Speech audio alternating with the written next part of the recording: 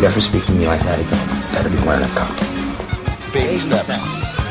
One break, I'm in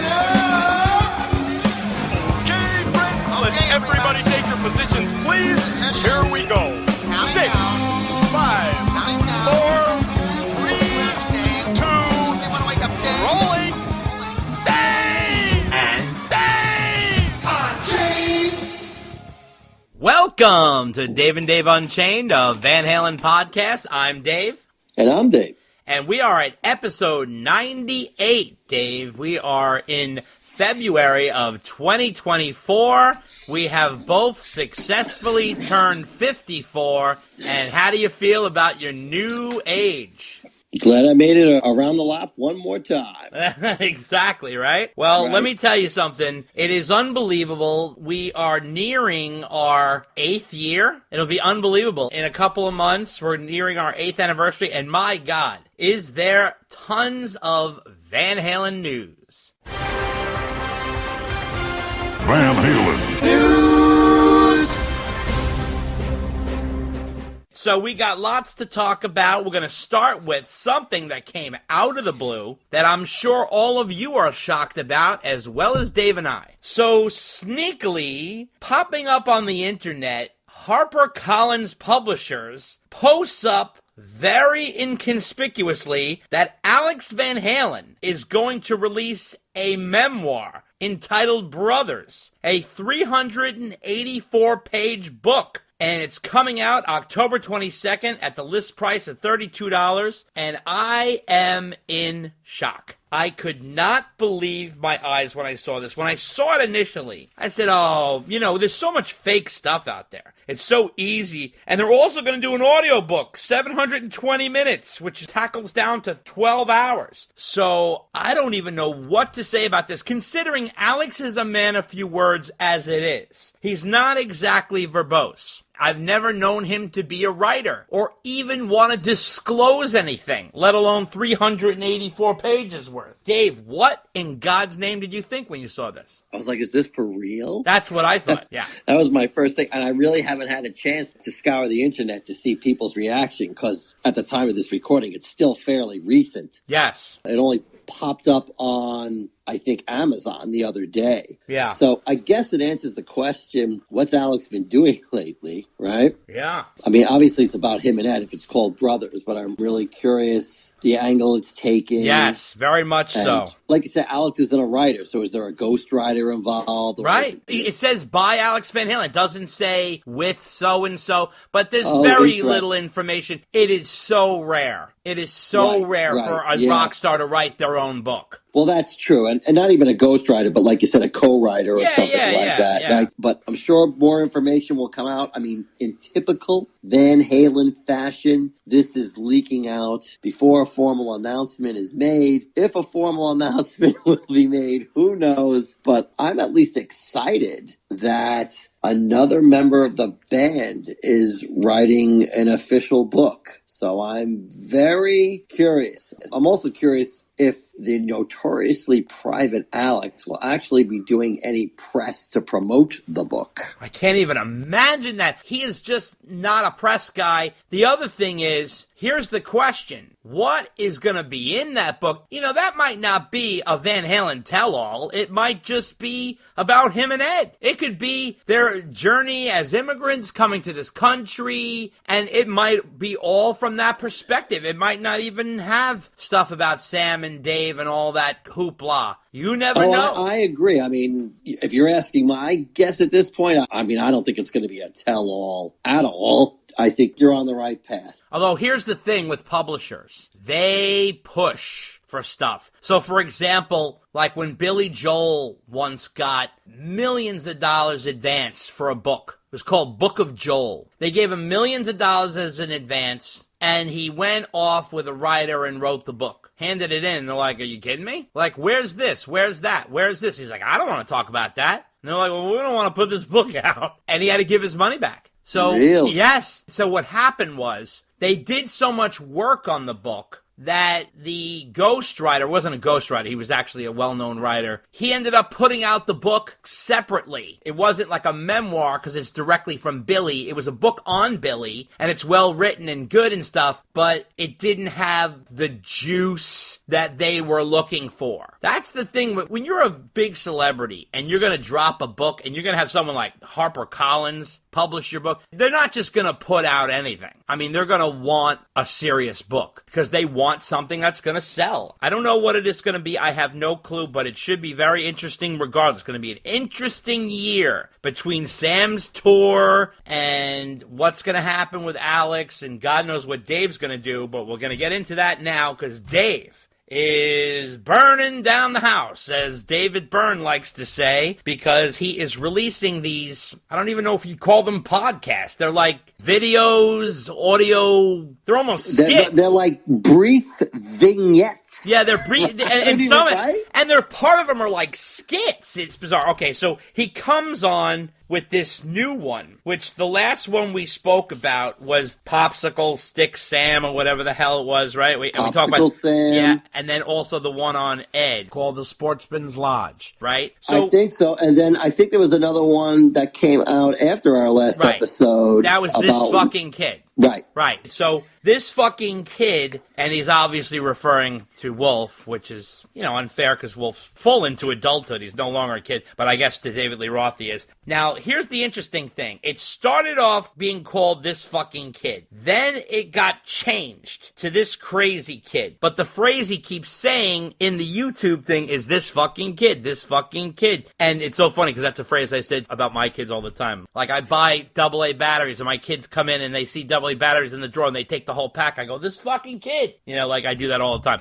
I guess it's an old man thing. And he started talking about a story about how Wolf had his guests thrown out of a Van Halen show. This is on the 2015 tour. And then he starts saying that he was at Jones Beach at the New York show. He says that Wolf has been complaining the entire tour. I'm not paying enough attention to him on stage. Then he started saying that when he went to Jones Beach, that he was in front of all the people and he walked out in the middle of the stage to sing Ice Cream Man, and I'm testifying to Eddie and Al, and he said, man, how many times have we played New York? This is spectacular. And what I don't know is this kid, this Shamil kid, has commanded a couple of monkeys to go back behind my back over to the side of the stage and throw out these two girls that I invited as my guests. These dames are in their 40s, okay? Business women. This fucking kid, what he doesn't know that these two dames work for the accounting firm that represents him, not me. But as usual, just like his uncle and his uncle's brother, he stiffed them for tickets, and I know they're going to do that. So I got ahead of things, and I gave them tickets. And I put them way off to the side. And then he said he throws them out of the building, and he acts like he's teaching me a lesson. What this fucking kid doesn't know is they're carrying the paychecks for all 82 people in the road crew. And then he started complaining about the last show, the Hollywood Bowl show in October of 2015. He said it's the last two shows of the tour, and he said that he commandeered his muscle monkeys to locate the one dame that is my guest, and she's off in the wings at the Hollywood Bowl. They find her, and they make her do the walk of shame past all the other guests out to the parking lot and throw her out of the building.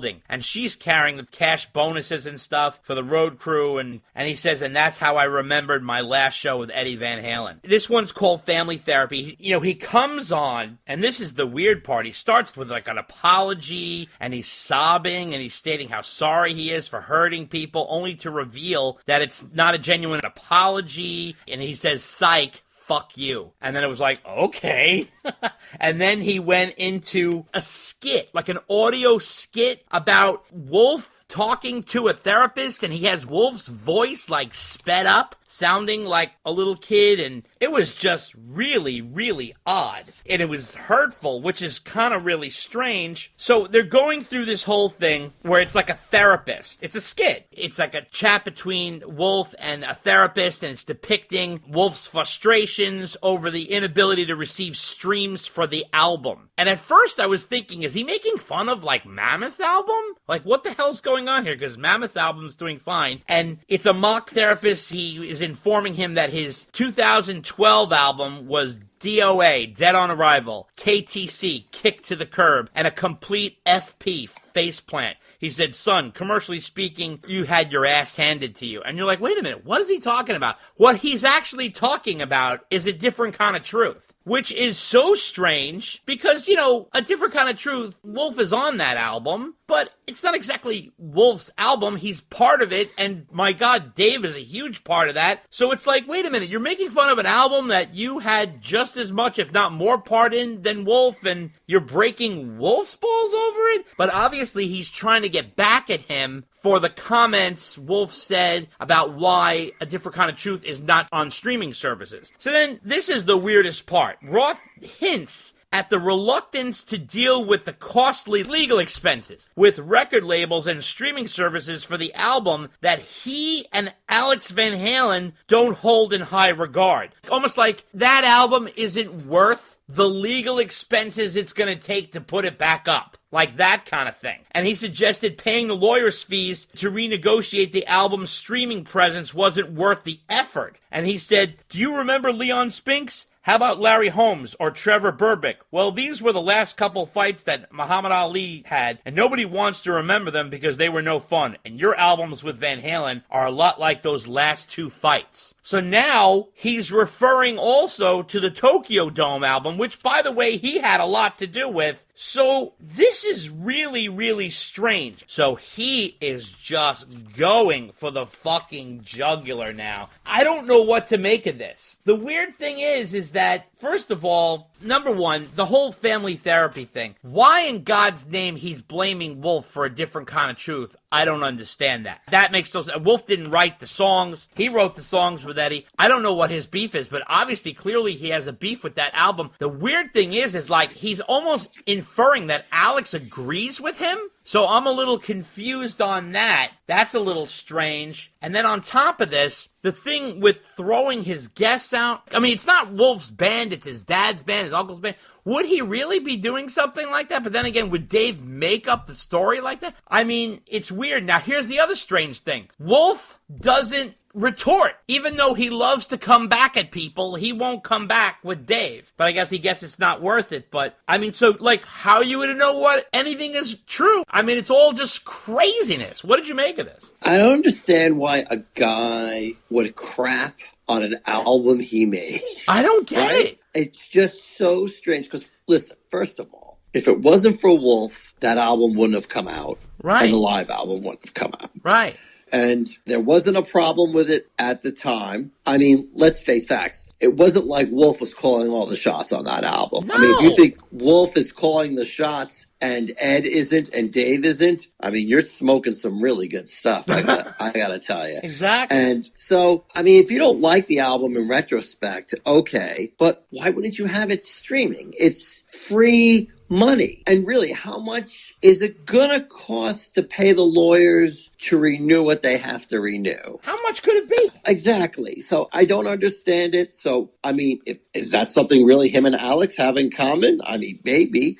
I don't know. And the fact he's also crapping on the live album, Tokyo Dome. Now, Dave's got a lot of chutzpah on that one. Oh, I know. Because I think you know what I'm going to say. Yep. But if you want to blame anybody on being critical for that album, the first person Dave should be looking at is the guy in the mirror. Right, because it is no surprise that the worst part of that album are his vocals. By far. Yeah. It's not even up for discussion because we've discussed it a lot. You ask anybody, that's the way it is. And really, these two albums are Ed's last work. A Different Kind of Truth is his last studio album. Mm-hmm. Tokyo Dome is his last album, period, live album, and he sounded very good on that. Oh, yeah. And so, really, you are going to deny his last musical appearances over a petty lawyer fee for renewing streaming? I mean, the whole thing doesn't make sense. And you're right. He's definitely lashing out at Wolf. because Wolf is like, well, if you want to know why the album's not streaming, you should ask Dave. He Yeah. pointed the finger at Dave, and now Dave is in defense mode. And I really think Dave is in I don't give a darn mode, and I'm being polite when I say that. Yeah. He doesn't care. But the thing is, he's being so mean-spirited about it. Like vicious. It's not a good look No. for him at all. No. But obviously, he doesn't care. I mean, he's smart enough to know that. Yeah. So the whole thing, as a Van Halen fan, makes me very sad that this is what it's been reduced to. More petty infighting from the band at the expense of the fans. We keep asking and begging for new stuff. You guys can't even keep the existing stuff It's unbelievable. on the market. I mean, come on, really? The funny thing is that, Dave, one of our listeners wrote this in, and it's starting to come true, and I'm sorry I don't remember which one it was. It is now rumored that Tokyo Dome's going to disappear, because that is going to come up on its new contract, and they're not going to renew it. And now that's going to disappear. Then, Maybe, although that's under the Warner's umbrella, so it still could happen. I'm not saying it can't, but... Well, there's some rumor there, and he also said the last two fights, remember, like, I'm thinking it's the last two albums. Right. That's why I think that, that, in a few years, that one might disappear too. Right, so that's the thing. People are saying in 2025 that's going to disappear. The other thing is, where is the record company in all this? Like, where's the record company saying, no, this is going to be on streaming. We're not exactly cutting off our noses despite our faces here. That's insane. Makes me wonder a couple of things. Number one, where is the record company? Who is the record company? Like, is Interscope still own this fucking thing? Or are they building up to something? Are they going to take these albums away only to bring them back, revamped, repackaged, so everybody's hungry for them? That's what I'm also wondering, if it's like a marketing toy. So like, okay, now we're going to release Eddie Van Halen's last studio album and his last live album. We're going to put extra tracks and we're going to do it. I mean, they could do that, but it just seems ridiculous that the record company would allow them to just pull it off as streaming. I mean, it's one thing that he doesn't have DLR Band up on streaming because he owns it. There is no record company. There's no one to even fuss with. If he doesn't want that on streaming, he could easily just lazily not put that up there. But Van Halen is one of the biggest American rock bands of all time. You're just gonna leave an album off the catalog? Seriously? That's the weird part of the whole thing. So I don't know what's gonna happen here. I don't know how many more of these vignettes, as you call them, are gonna come out. This family therapy one, this fucking kid one. I mean, it's destructive. Dave's almost like in a bunker shooting off missiles and no one can even see or find him. He's just sort of like hovered away. Meanwhile, Alex is putting out a book. Sammy's going on a fucking Van Halen reunion tour without half the band. It's hysterical. It is dysfunction at its best. And it's incredible that the band doesn't exist anymore, yet the dysfunction does. And that's the Van Halen legacy that continues to this day. Yeah. Now, here's David Lee Roth doing another thing. He goes online and he does these screwy fucking covers and videos. By the way, these videos look like they're 12 years old. I mean, some of these videos are not him now. He's putting out these black and white videos of him dancing around. He does a cover of Taylor Swift's hit song Lavender Haze, which he's renamed Lavender Forgiveness, and he shared his rendition of it on YouTube, and he's infusing it with his own style and lyrics and stuff like that. Here's a clip of this. Meet me at midnight.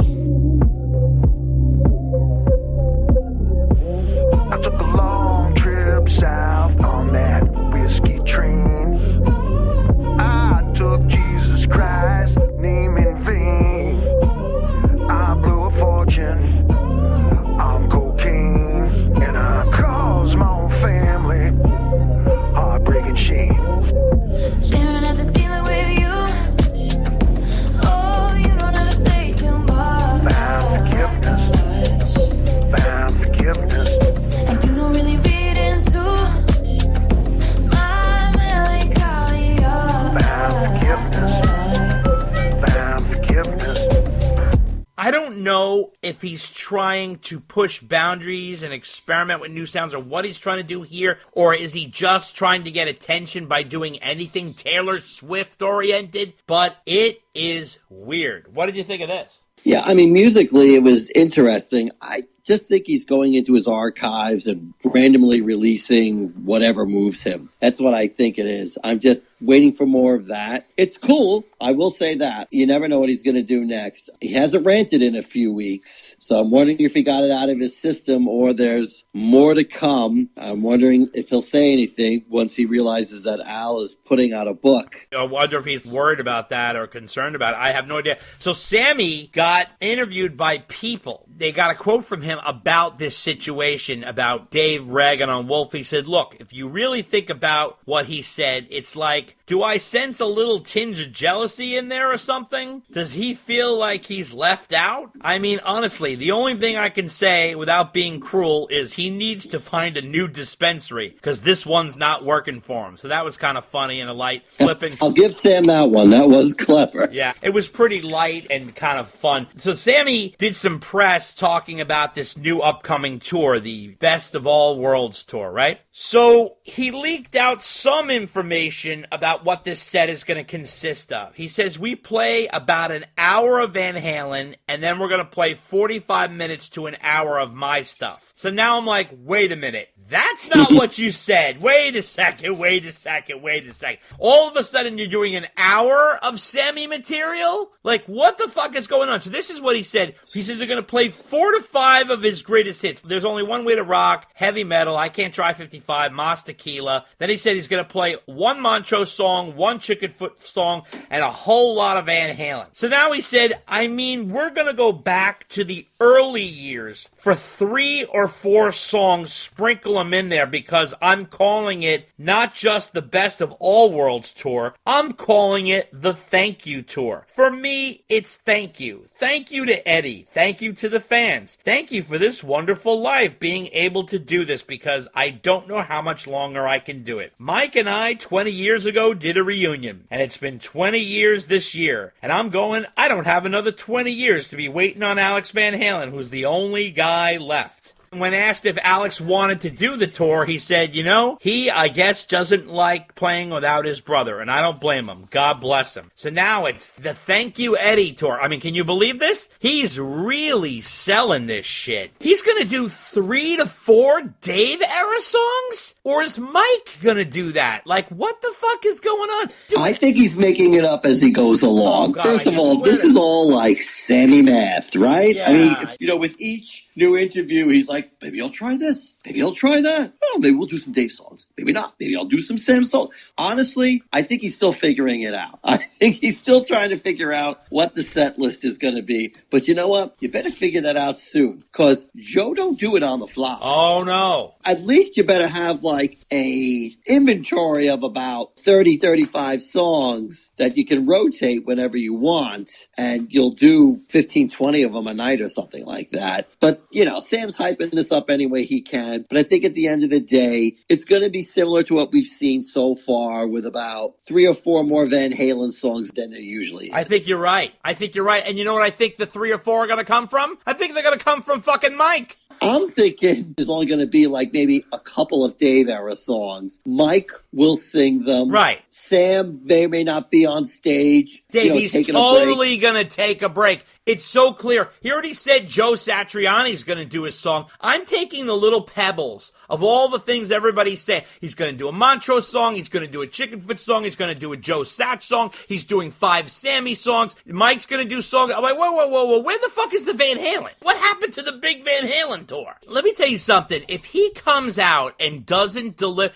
he should focus on his fucking era. Why he's doing fucking Dave-era songs now? I don't need to hear Dave-era songs from him. As far as I'm concerned, he has his own Van Halen legacy. He has got plenty of songs to choose from. Oh, sure. As far as I'm concerned, this is what I would do. I think he should come out and do a Van Halen fucking show for 90 fucking minutes, all his era. Every single one. Then come out in an encore and do your 3, 4 Sammy Hagar songs. I Can't Try 55, There's Only One Way to Rock, Mas Tequila, whatever you want to do, Rock Candy, whatever, that kind of shit. That's the way I would do it. I mean, you're going to start doing a Satch song, and you're going to have Mike do a couple of Dave era songs. I mean, it's like, Dave, what? it's going to be Van Halen heavy. He's not inviting Satch to do the same show he's always doing. He can't be. I mean, listen, I want to go either way. My thing that I'm looking forward to is watching Joe pull off this material. That's what I want to see. For sure. Yeah, so I hope he just makes some really cool choices. It'd be fun if he, did like Judgment Day or some sort of like cool choices that are different from what he's done in the past. So anyway, he also went on That Rocks, which is, it's like That Metal Show, but it's called That Rocks, and it's Eddie Trunk with Don Jameson and Jim Florentine. They have this thing on YouTube. Sam went on there and did a little interview there, and he said, the situation hasn't changed. Attempts to reach Alex have been unreciprocated, and I stopped trying. Adopted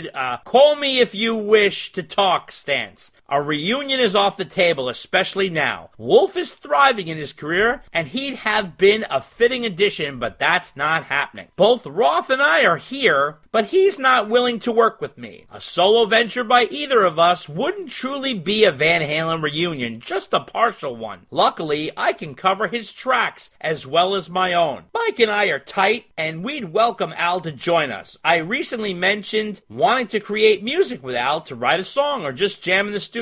However, envisioning a Van Halen reunion without Eddie is unthinkable. So 1 minute he wants Wolf to be in there, and then the next minute he says it's unthinkable. It's like, try to follow his logic. It's like trying to find Where's Waldo. It's almost like he's trying to cover all the bases. Yes, regardless of what happens. It's illogical. I know.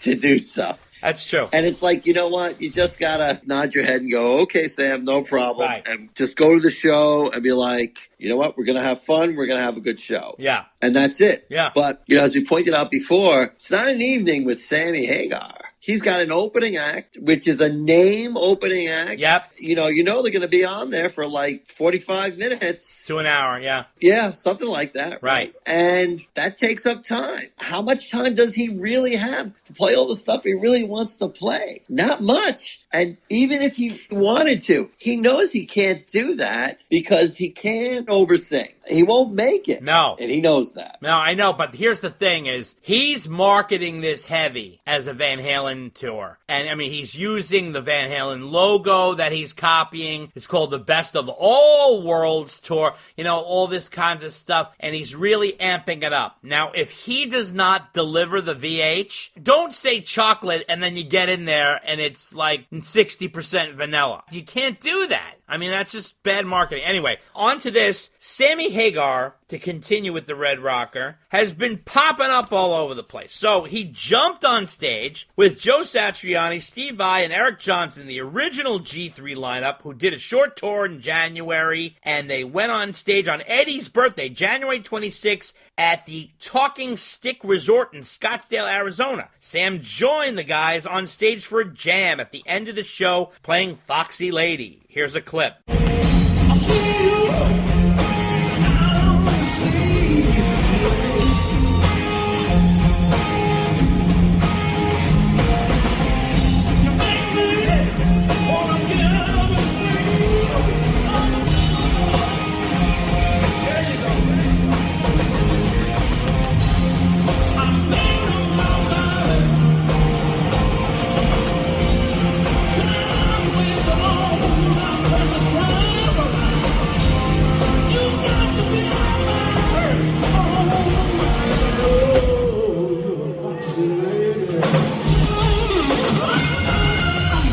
And so Sam said that I never felt more power on stage singing Foxy Lady than Friday night with the G3s, Joe Satriani, Eric Johnson, Steve Vai with Kenny Arnoff, Brian Beller, and Rye Thistlethwaite. Throwing it down. What a rush. So Sam was out there jamming. So what do you think of that, Dave? Jumping on stage with G3. I thought that was awesome. I would have loved to have been at that show. That would have been crazy. Great choice of cover. It was awesome. Sam is one of those guys. He knows a lot of people, has a lot of friends, not afraid to jump out and jam with people, which is always awesome. Yeah, very, very cool. And he also had another thing happen, which is interesting. Now, we talked about this. Sammy Hagar was putting up his Ferrari LaFerrari up for sale on the Barrett-Jackson auction, which is a big event in Scottsdale, Arizona. But what happened was he had to stop the sale. We had to pause it. It's still going to go up for auction, but the date got removed. So what happened was, it seems they had a temperamental situation with the engine. So it's a 950 HP hybrid engine that can rocket the car to 60 miles an hour in 2.5 seconds. But it needed a replacement for its specialized battery in the engine. So, after a full inspection of the car, it revealed the battery was nearing the end of its 8-year lifespan, and a new one would not be made available in time for the auction, so the car is now slated to be featured as an item at the Barrett-Jackson auction in mid-October, when the singer turns 77. So the car is now retailed around for $1.4 million. Hagar and Barrett-Jackson are hoping with the celebrity special edition that he has there, it's going to run closer to $5 million. And this is what Sammy said: the LaFerrari is a true work of art and a totally explosive driving experience. We wanted to make sure its next owner had a truly immaculate supercar, so we are moving it to October for the auction. So that's happening now. They did show up at the Barrett-Jackson car auction. Him and Mike, they joined a band called Red Voodoo. We've talked about them before. They have their new single, Mystery Girl, out there. Sam jumped on stage with them to play a set of his own songs. So he was in town to introduce the Arizona market to his award-winning Sammy's Beach Bar Cocktail Company, sparkling rum canned cocktails, to Westworld of Scottsdale. And he and Michael Anthony have been watching the show from the side of Sammy's Beach Bar Rum live music stage, and they jumped on stage. They started playing Mas Tequila. They also played heavy metal, Your Love Is Driving Me Crazy, There's Only One Way to Rock, and of course, he said, let's get some Van Halen going.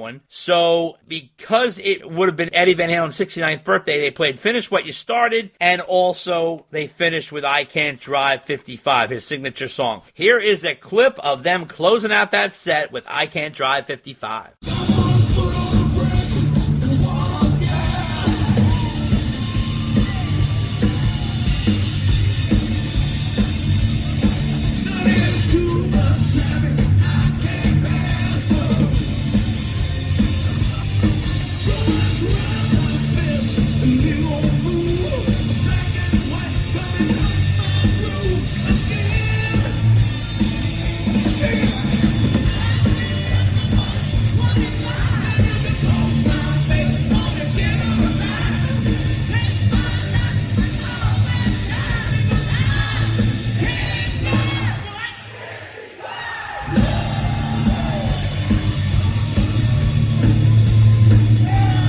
So, what do you make of this, David? Sam's popping up all over the place, playing everywhere, and now you still got time to get your bid in for that LaFerrari. Well, right, that's what I was trying to figure out. So he was playing at the event where his car was supposed to be up for auction, but ended up it wasn't, right? He was going to be there for the auction of the vehicle, but they had to postpone that because of the battery situation. Yeah, okay. Yeah. Well, it was nice of him to show up, even though his car wasn't up, and jamming and all that. Nice tip of the hat to Ed on his birthday. So again, I'll give Sam credit. He's out there. Yep. He's singing. Yeah. He's playing the Van Halen songs. You got to give the guy credit. He could totally just be like, you know what? I got more money I know what to do with. Just going to go buy an island somewhere and drink tequila, and I'm done. Sammy out. Goodbye. But he's not. No. He's not. He's not. He's doing, along with Mike, what apparently nobody else in the band can be bothered doing. You know, well, maybe they can't. Who knows? I'll be fair. Right. But while he can, he is. So good for him. Yeah. So Sammy also appeared on PBS's Finding Your Roots, where they kind of look back into your DNA and try to find the roots of your lineage. And he said the rocker finds out that his DNA does not match any men with last name Hagar, meaning that genetically that is not his last name. Sammy said, get out of here. This is the nuttiest thing I ever imagined. And after discovering that his DNA matches 27 men with the last name Belcher, Hagar Hagar was blown away. He said, what a trip, and he was totally blown away. And the show is hosted by educator Henry Louis Gates Jr., and it features DNA diagnosticians analyzing genetic code, tracing bloodlines, and occasionally debunking beliefs. And it's been running for 10 seasons, and they've had celebrities like Samuel L. Jackson, LL Cool J, Questlove, Cyndi Lauper, Barbara Walters, Ben Affleck, Angela Bassett, and Scarlett Johansson. So this was Sammy's episode, and he is now known as Belcher. And boy, let me tell you, is the internet having fun with him. So they're making all kinds of memes with Sammy's picture playing, and, Belcher sucks and all this. All these Roth sites that are just vicious to say. Very vicious. Admittedly, some of them are funny, but some of them are funny, but then others are like, wow, that I know, they do not pull any punches. I think I saw one referring to him as the Red Belcher. Yeah, the Red Belcher. That was it. Yeah. That's so funny. So now Sam was out again. He was out again. The Music Cares organization made John Bon Jovi Person of the Year at a February 2nd event, which was taking place right before the Grammys. So what they do at these events is when they honor somebody, they have a whole bunch of musicians pay tribute to the person being honored. So John Bon Jovi, obviously from Bon Jovi, they had a slew of people performing Bon Jovi songs. Now, here's the funny part. Sam came out and sang You Give Love a Bad Name, which, by the way, was a good song for him. It kind of fit very well. And Mammoth WVH came out and played Have a Nice Day. Here's a clip of Sam playing You Give Love a Bad Name.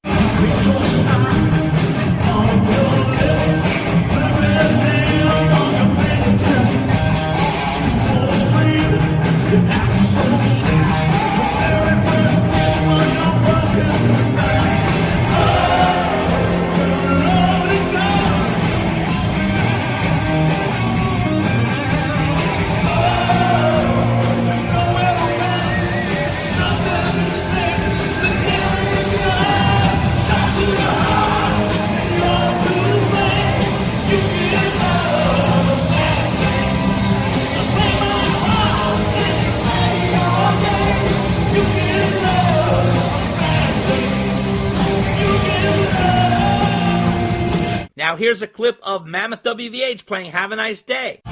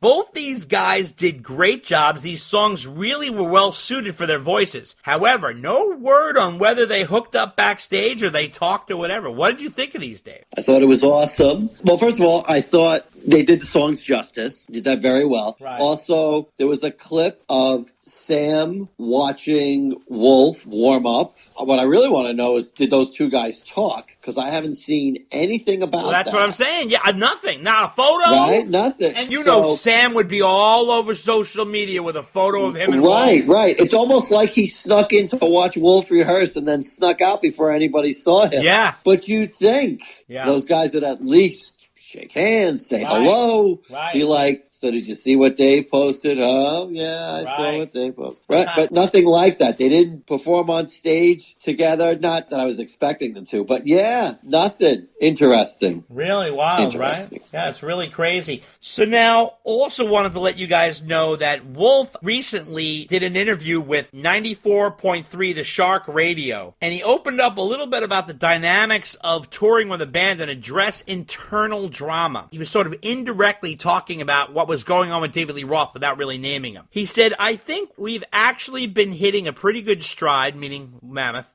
I think everything I've been a part of, all positives and negatives, have sort of influenced the way Mammoth operates. I really don't have any room for personalities to make it a hard time and make you feel like you're walking on eggshells. I think drama just isn't worth it. And if you could just get together and have a good time with your friends and make some music, I think that's all that really matters. So I think that was his indirect way at dealing with the Dave situation. What do you think? That's a good question. I'm not sure. Which way do you think that's going to go? I think he's just saying, like, I'm not delving into the drama. I just got no time for it. It's not going to help. It's not going to do anything. I'm not walking eggshells around anybody. Just fuck it. Because he's been there, done that, and he's like, forget because it. he saw what it did to his father. I mean, Yeah. No, I agree with you on that one. He's having fun doing his own thing, and he's not going to be bothered with any of that BS drama. Exactly. Now, also want to let you guys know that Mammoth WVH, my God, do they have a touring year ahead of them. So in addition to going out on their own tour, right, with Anita Strauss, in addition to continuing to support Metallica, in addition for opening up for the Foo Fighters, they are going on tour opening for Creed. Creed is reuniting, and we all know he's buddies with Mark Tremonti, the guitarist from Creed, but Creed is bringing the 90s back, and they are going on tour, and Mammoth WVH is going to be doing a run with them, a long run, which is really interesting, in the fall. So they're going to start November 2nd in Oklahoma City, and they're going to be playing all the way through to November 23rd, and they're going to be playing with Three Doors Down. It's going to be Three Doors Down, Mammoth WVH, and Creed. So quite a 90s bill with Mammoth put in there. Then they're going to do more dates, including Madison Square Garden. They're going to be doing Maine. They're also going to be doing Atlanta with them. And they're also going to do a show with Finger 11 with Creed. Finger 11 is slipping in there instead of Three Doors Down on a couple of dates in Montreal and in Toronto. So the Canada leg. But they're going to be doing a long route with Creed all the way up until December 4th. So that's really, really cool. What do you think of that? He is busy touring this year. This is a touring year for him. Big time. He's all over the place. Yeah, super excited for him that he's opening for Creed. No big surprise because, as you pointed out, his history with Mark Tremonti. Creed is out there touring crazy, too. They're touring this summer and fall. I think people are going to come out of the woodwork to see Creed. Oh, yeah. I think today some people forget how big Creed was. Oh, yeah. In the 90s. I mean, they were effing huge. It was crazy. So that'll be a hot ticket. Wolf seems to be cornering the market and becoming the opening act for these big bands. So good for him. If he's finding his niche with that, that's great. It seems like every week Ticketmaster is reminding me that Mammoth WVH is playing here or playing there or opening up for this band or opening up for that band. So good for Wolf. Keep him busy doing what he loves. Very true. He also did some press with the St. Louis Post-Dispatch, and he talked about his father. He said, being under the shadow cast of my father, all I'm really trying to do is be my own person. I'm just trying to find and show that individuality. People love to make comparisons, but overall, I think I'm a very different musician, and I do a lot of things my dad didn't, and he did a lot of things that I don't. I'm an extension of what he did, but I kind of turned it into my own thing. So he's certainly addressing that. He also addressed his father on his birthday. So when his dad's birthday came on January 26th, Wolf posted the following. I wish you were here so I could give you a hug, go to dinner, celebrate it with you, and make a dumb joke about it being your 69th birthday. Just regular shit. I miss hearing you laugh. I miss laughing with you. It's the little things. I'll do my best to keep a smile on my face and think of you today. But then again, that's not very different than any other day so far without you. I love and miss you more than you could ever possibly know. Happy birthday, Pop. So very sweet sentiments from Wolf. Dave, what did you think of that? Very nice. I expected no less from Wolf on his father's birthday. Know he misses him a lot. It was a very nice, classy statement he made. Absolutely. He also made an official announcement that the new SA-126 Wolfgang signature guitar model is going to become available in May. And this is in a 3-year collaboration process between Wolf, Matt Bruck, and EVH's master builder Chip Ellis. And according to Wolf, he said, the SA-126 was born out of necessity for finding my own sound. I wanted to do my own thing, and that's how I gravitated towards semi-hollow bodies and how it became my core sound. The goal was to put together a guitar that didn't exist yet, which emerged the beauty and wonderful warm tones of a classic semi-hollow body guitar, but with the performance style and neck that EVH gear is known for. He crash-tested it for 2 years on tour with Mammoth WVH, and the semi-hollow instrument projects a wide spectrum of tones, from articulate cleans to burning leads to brutal chugging chordal rhythms. It features a set of custom wound, bridge, and neck pickups crafted exclusively by Fender's resident legendary pickup designer Tim Shaw in collaboration with the EVH team. And it has a mahogany body with a basswood center for tone. It's capped with a maple top and solid finish, and a quilt maple top translucent finish with 5-ply body binding. And it runs about $1,799, Dave, so you better save up your pennies. There's also a special quilted maple version for $1,899. So he's already putting out his own guitars, and a young man, his own signature guitars. Not many people can say that, right? I laugh how you call him a young man now. Well, to me and you, we are old men, and he's a young man, and we remember when he was born, so... Well, you can be an old man, that's fine. All right. You live in that world. Old man, look at my life. I'm a lot like you were. But anyway, it is nice to see him carry on that part of his dad's legacy, too. Making guitars and keeping that going. Like he said, it's a great way to honor his dad's memory. He knows what kind of guitar he wants, so he's working on that, too. Yeah. He's not sitting around doing nothing. He's so not. kudos to him. He is not. Now, I also want to remind you guys that Simon Alkin, our last guest who did the Edward Van Halen, a Musician docuseries, is putting out his part 3. It's available now. Clocks in about 4 minutes and 48 seconds. It's on YouTube under Icons Remembered channel, and it goes over the band's lineage from the Trojan Rubber Company to Genesis to Mammoth to Van Halen. It's got great interviews, great cool visuals, and it's well put together, and it's total must-see TV. If you're fans of this podcast, you definitely want to check that out. Did you get the chance to see it, Dave? No, I haven't had a chance to see that Okay. yet. All right. Well, that's coming up. Definitely check that out. Now, also want to let you know that Wolf was featured on Jimmy Kimmel Live. Mammoth WVH played I'm All Right on national TV on ABC, and here's a clip.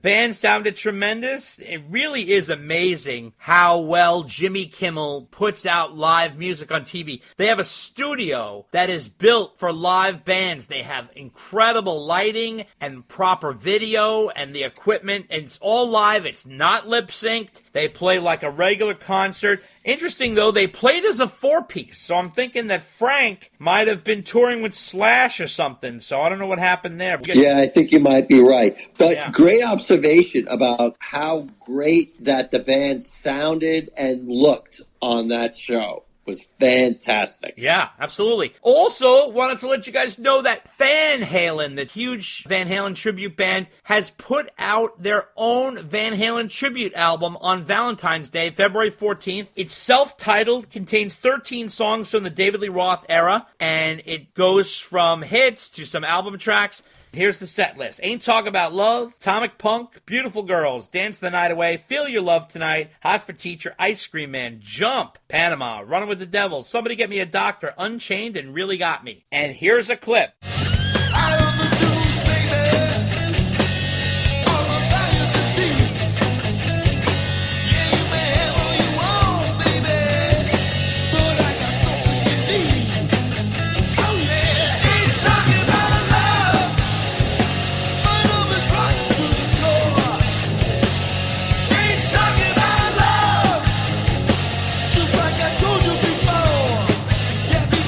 Now, there's sort of a bonus track, if you guys want to hear. They did Jamie's Crying for this really cool Van Halen tribute album called Take Your Whiskey Home. But that's from 2012. But you could certainly look that up. That's available on Spotify as well. Let's hear a clip.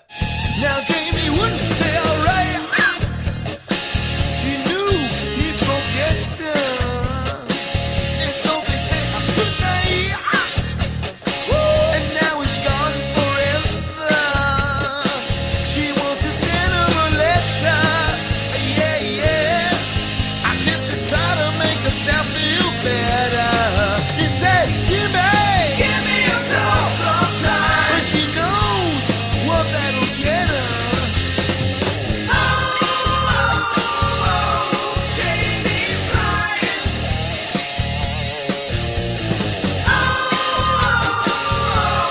Jamie's crying.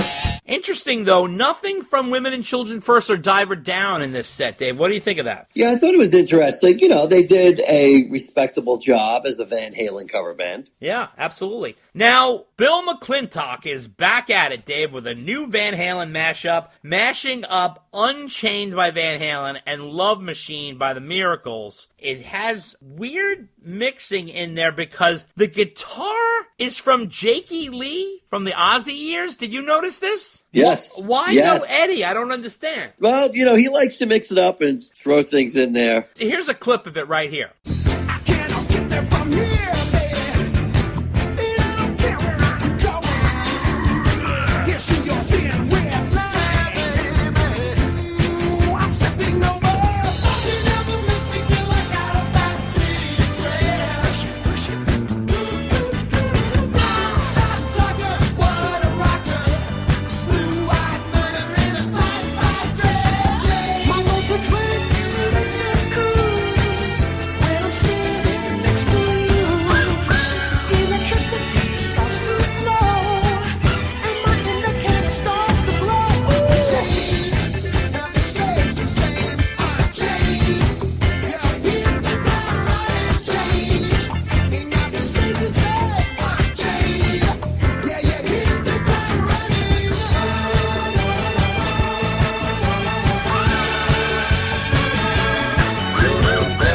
I think some of these sections work and other ones seem a little bit forced. What did you think of this? I thought it was cool. I Okay. thought it worked. I didn't have an issue with it. It's called Unchained Love Machine Okay. by the Van Miracles. Okay. Obviously, you could see who the sources are. And yes, it was a Jakey Lee solo from Bark at the Moon and a couple of uses of Van Halen, mostly Unchained with a little Feel Your Love Tonight in there. Bill always seems to make it work somehow. I don't know how he does it. He spends a lot of quality time, not only on the audio, but the video too. I'm always amazed how he puts it all together. Oh, yeah, he puts it all together. It's incredible. Now, also want to let you guys know what Van Halen was a category on Jeopardy. So that was in late January, and I want to test my partner here, Dave, to see if he'll know these answers.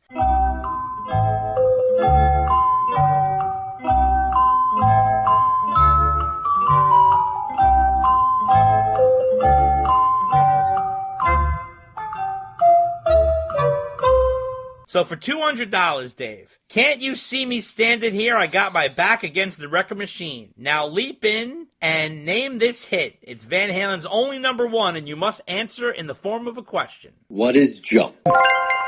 What is Jump? $200 for Dave. Would you like to move on to the $400 section? Yes, I would. Okay, turns out his tongue had an eye for talent. This Kiss bassist was an early Van Halen supporter, producing a demo for the band in 1976. Who is Gene Simmons?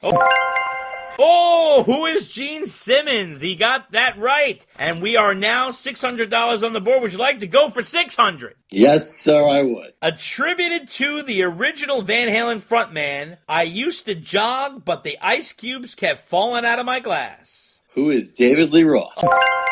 Oh my God, it's incredible. Would you like to move on to 800? I'm all in, yes, All sir. right. The purpose of Van Halen's rider says no to the brown color of this candy was to ensure their complicated contract got read. What are M&M's?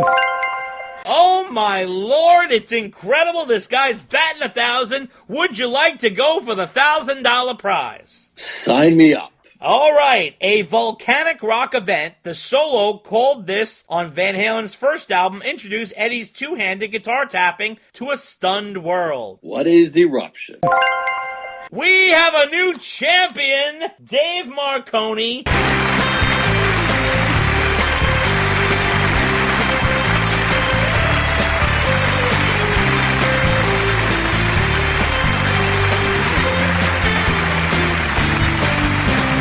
Wow, congratulations, Dave. You're walking home with tons of money. Thank you. By the way, that would be the only category that I would ever answer all the questions correctly to on Jeopardy. So I wanted to tell you guys a little bit about Mr. Big live at the Patchogue Theater on January 31st, and it was a fantastic show. I put a little something on our Instagram to show you guys performance of Shy Boy, believe it or not, which was a shocker that they played that, which is an old Talus song. So the band came out, played Addicted to That Rush from their self-titled debut from 1989, went into Take Cover from Hey Man from 1996, right into Price You Gotta Pay from Bump Ahead in 1993. Then they did the entire Lean Into It album, top to bottom, in order, which was from 1991, Daddy, Brother, Lover, Little Boy, the Electric Drill Song, Alive and Kickin', Green Tinted 60s Mind, CDFF, Lucky This Time, Voodoo Kiss, Never Say Never, Just Take My Heart, My Kind of Woman, A Little Too Loose, Road to Ruin, and of course their big hit, To Be With You. Then they went into Wild World from Bump Ahead from 1993. Paul Gilbert did an amazing guitar solo. They did Colorado Bulldog from Bump Ahead from 1993. Billy did an incredible bass solo. They did Shy Boy,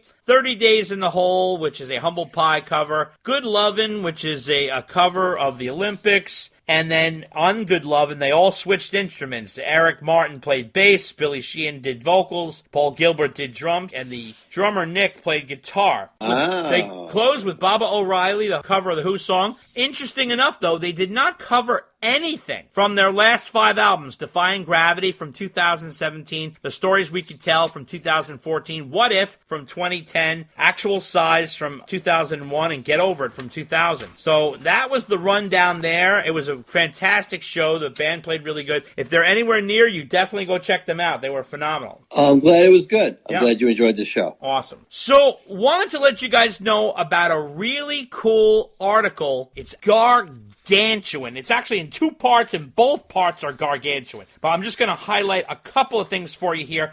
Our friend Greg Renoff, who is the author of Van Halen Rising, and Ted Templeman, a platinum producer's Life and Music, he did a huge in-depth interview with Don Landy, which is Van Halen's former engineer, for the first 6 albums with Dave and the first 2 albums with Sam. And he recently oversaw the box set. But my God, there's so much in here, but it goes over his whole career, not just Van Halen. Greg did a very thorough job, very nice job. And it's so intricate with so many details, lots of gear stuff, and all kinds of little special details.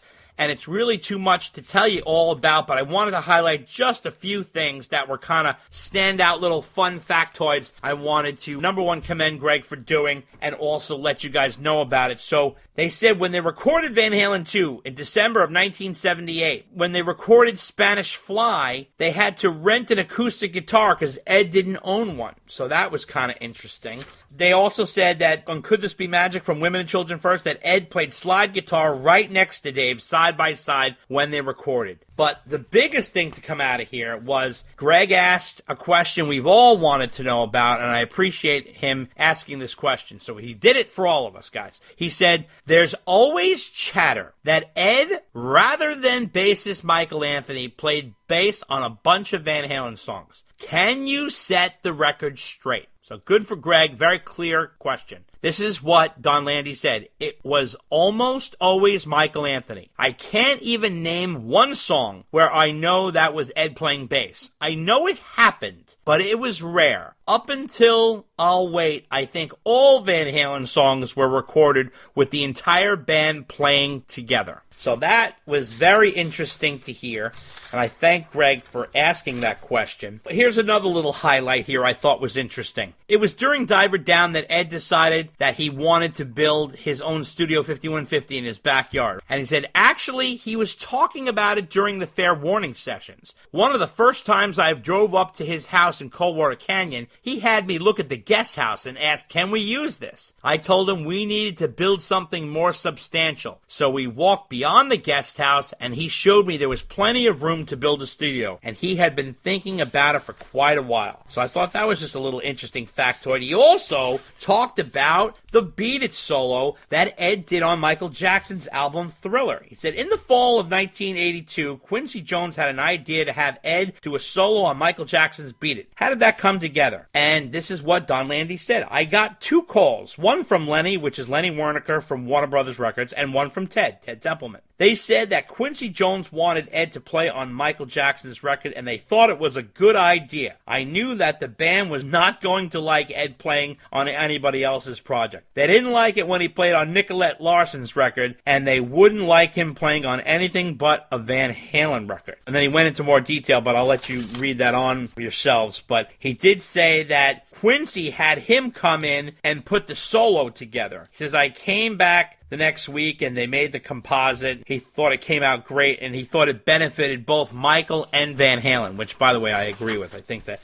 helped both of them there. He also said that Ed insisted we could do a better album at 5150 instead of going into Sunset Sound. He persuaded me with the commitment. He said, we're not going to puke this one out. He was very determined. He said they recorded Jump and had it all set to go even before the US Festival. So that was already locked down. When they asked him about how they felt about the album, he said, I wasn't worried about the music. We had Jump, and Ed had much more. I felt really good about 1984. But he also said, talking about finishing the record, he says, truth be told, the pressure really intensified after we decided to call it 1984. We all agreed that we'd release the album January 1st, 1984, but eventually it became clear that we weren't going to make that deadline. It ended up coming out January 9th. And then he also said, Ted said to Ed and me, I really wish we had a song called 1984. And I said, well, maybe we do. And I played him some of the synthesizer recording that Ed did. He said, that's great, but then we needed a short intro. So we put something together. Ed and I edited it down from 30 minutes to 1 minute and 8 seconds, and that became the track 1984. He also said that David Lee Roth came to him for a little help with Crazy from the Heat about adding another minute onto the end of the California Girls video. And interesting enough, Don Landy did it for him, and he said, I love that EP.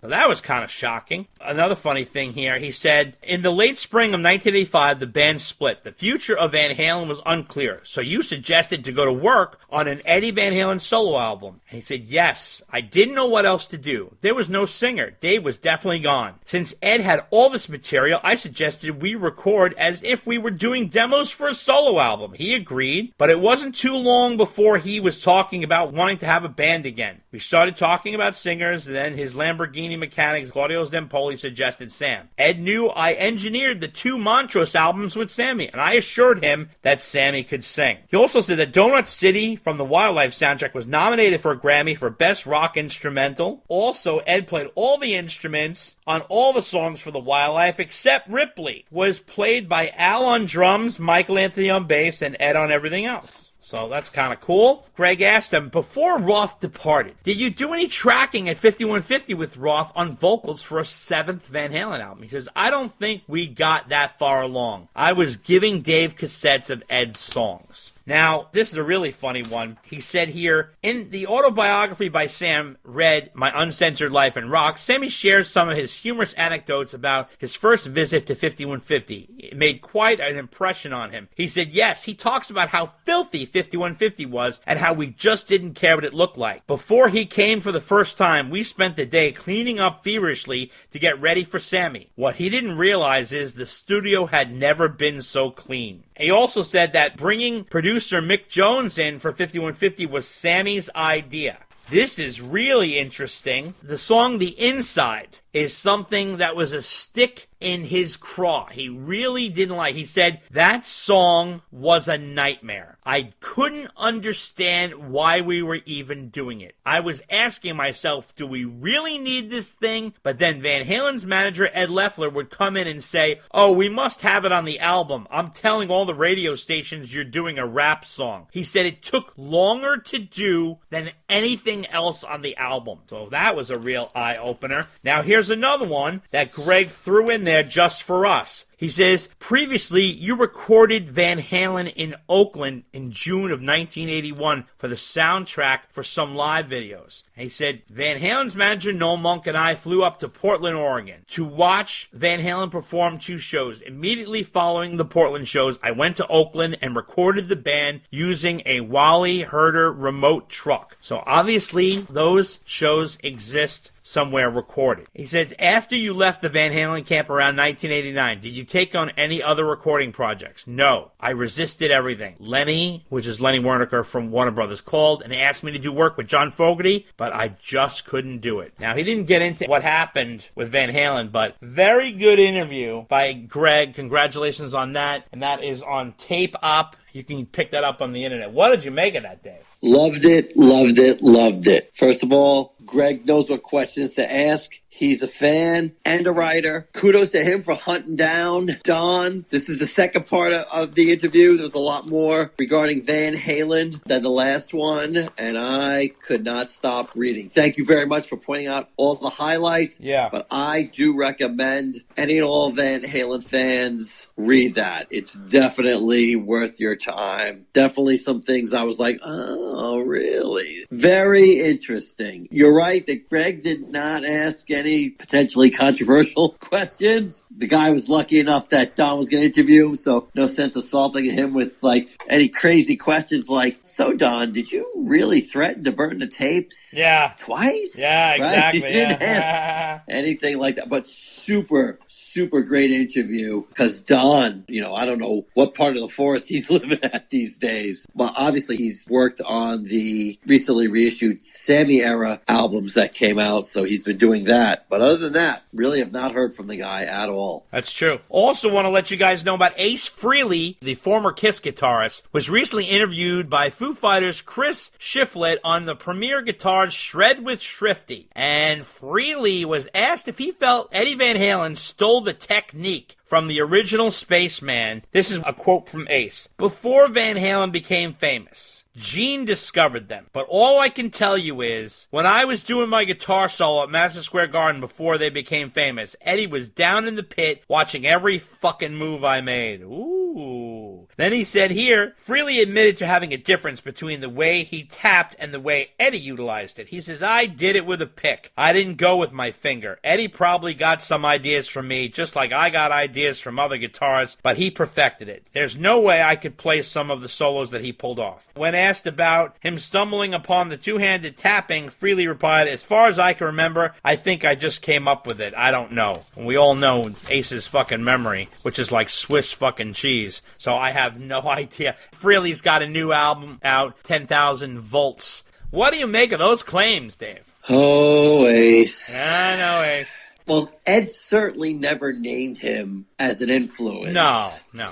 Now, admittedly, it was hard to avoid Ace Right. at the height of Kiss. And was Ed checking him out when, for example, he was working with Gene? Quite possibly. I mean, you're going to check out one of the biggest guitarists on the planet, right? But I really don't know how much influence Ace had in Ed's playing. I don't think he had little, if any, influence on Ed's tapping, because Ace isn't really known as a guy who taps. And so I'm not really sure why that's coming up. He had other inspirations. I do not think Ace was one of them. Yeah, that's true. So now, we all know the Rock and Roll Hall of Fame Foundation has announced its nominees for the 2024 induction list, and here they are. These are nominees. These people aren't in. They're being nominated to possibly go in. Mary J. Blige, Mariah Carey, Cher, Dave Matthews Band, Eric B. and Rakim, Foreigner, Peter Frampton, Jane's Addiction, Kool and the Gang, Lenny Kravitz, Oasis, Sinead O'Connor, Ozzy Osbourne, Sade, and A Tribe Called Quest. So this is going to stream on Disney Plus as well as air on ABC. So what they're going to do is 10 out of the 15 nominees are first-time balladeers. The first-timers are Mariah Carey, Cher, Foreigner, Peter Frampton, Kool and the Gang, Lenny Kravitz, Oasis, Sinead O'Connor, Ozzy Osbourne, and Sade. So those are the new ones, that the first-timers there. So they're going to announce, I think, in late April, who are actually going in from that list. I believe they pick 7 now, Dave. It used to be 5. Now I think they pick 7. And I'm going to give you my 7, and you tell me who you think you'd like to see in. I'm going to pick Mariah Carey, Cher, Dave Matthews, Foreigner, Peter Frampton, Lenny Kravitz, and Ozzy Osbourne. Well, I'd love to see Foreigner in there, and Ozzy as a solo artist. Yep. Peter Frampton.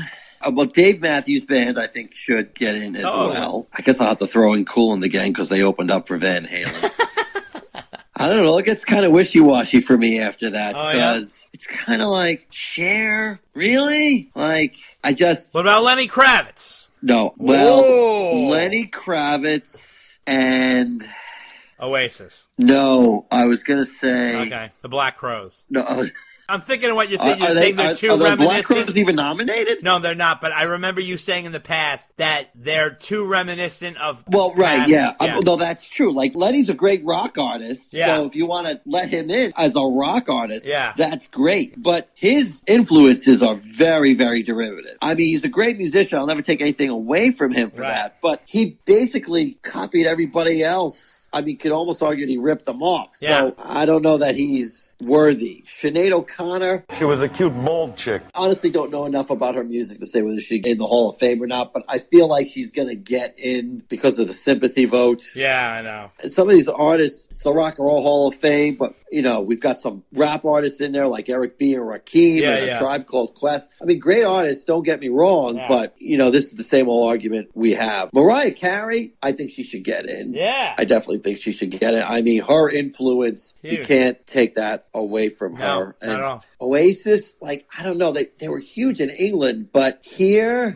it's like, All I'm going to say is Foreigner, Ozzy, and Peter Frampton better motherfucking fly it. Because these guys are not going to be around much longer. I mean, come on. They're beyond deserving. They've proven themselves a million times over. Jesus fucking Christ. No, I agree. Yeah, I mean, let them go in, please. Look, I mean, we could do a whole episode on this, but the backlog of artists that they haven't inducted yet is very long. And by the way, just crushed that Meatloaf and Jim Steinman are never fucking on this list. And by the way, Paul Rodgers, are you kidding me? From Bad Company to Free to The Firm and all his works as a solo artist, Paul Rodgers is one of the greatest voices of rock and roll. You gotta be kidding me. Bad Company is No, it's a Bad crime. Company should be in there, no questions asked. And what about me, Dave? Huh? What about the Money Man? Eddie, I love you, but don't hold your breath. Oh, come on now. You know how I am. I'm going to be shaking until the crack of dawn here. I have no doubt, Ed. We miss you. We miss you very much. Oh, let me tell you something. The first time I saw my wife, Lori, I said, I think I'm in love. Well, that's interesting because I said the same thing, Ed. Oh, hey, listen, how many fucking times I gotta tell you? I gotta come down from the heavens above and crack your ass because all you do is hit on my wife. That's the whole goddamn reason I'm not in the Hall of Fame, by the way. And my last album hasn't come out. God knows why. You're probably holing up that shit in Connecticut. You're doing some kind of voodoo magic up there and preventing that shit from being on iTunes. That's right. I'm holding out until they release the complete concert version of your acoustic album. Oh, let me tell you something. Baby, hold on to me. Whatever will be, will be. Oh, come on now. Listen, I've been dead a long time, and you've been stepping on my balls every fucking year. And let me tell you, so now that we got that guy, what's his name, from Rolling Stone, Jan Wenner, he's out of there. So maybe they clear the way for the money man. You know what I'm saying? We can only hope. Oh, we can only hope. Listen, I'm going back in my coffin.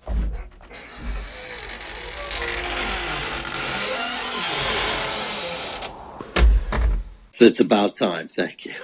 Well, we are on to Steve Vai, who recently made an appearance on Dean Del Rey's There Will Be Talk podcast, and he talked about the prospect of reuniting with David Lee Roth's Eat 'Em and Smile lineup, which now seems improbable. And he said there was a period where we talked about it, and we considered it. But then Van Halen made a comeback, so Dave was occupied. Now there comes the point where you feel like the train has left the station. I heard Dave's retired, and I'm deeply involved in my solo career and all the projects I'm working on. So you never know, but it doesn't seem likely. What do you make of that, Dave? Doesn't seem likely indeed. Yeah, I think that's the end of that. Well, another don't hold your breath moment. Exactly. And the last item for Van Halen news is Eddie Trunk interviewed lead singer Motley Crue Vince Neil recently in January on his SiriusXM show, Trunk Nation. He talked about David Lee Roth and how kind he was to him as a young man. He says, I was just some club-playing rock and roll guy, and he took me out to Cantor's Deli on Fairfax in Los Angeles. He sat me down and talked about what I have to do and look for in a record company and publishing, and just kind of filled my head with the inner workings of being in a rock and roll band. It was really nice of him because I was an absolute nobody. So Vince giving some big ups to Dave there. What do you think about that? That's impressive. I never thought Dave gave advice to anybody about anything, but it was nice that he gave Vince the heads up on it, because really they were competitors, right? So Dave didn't have to give him advice about anything, but it was nice that he did. So,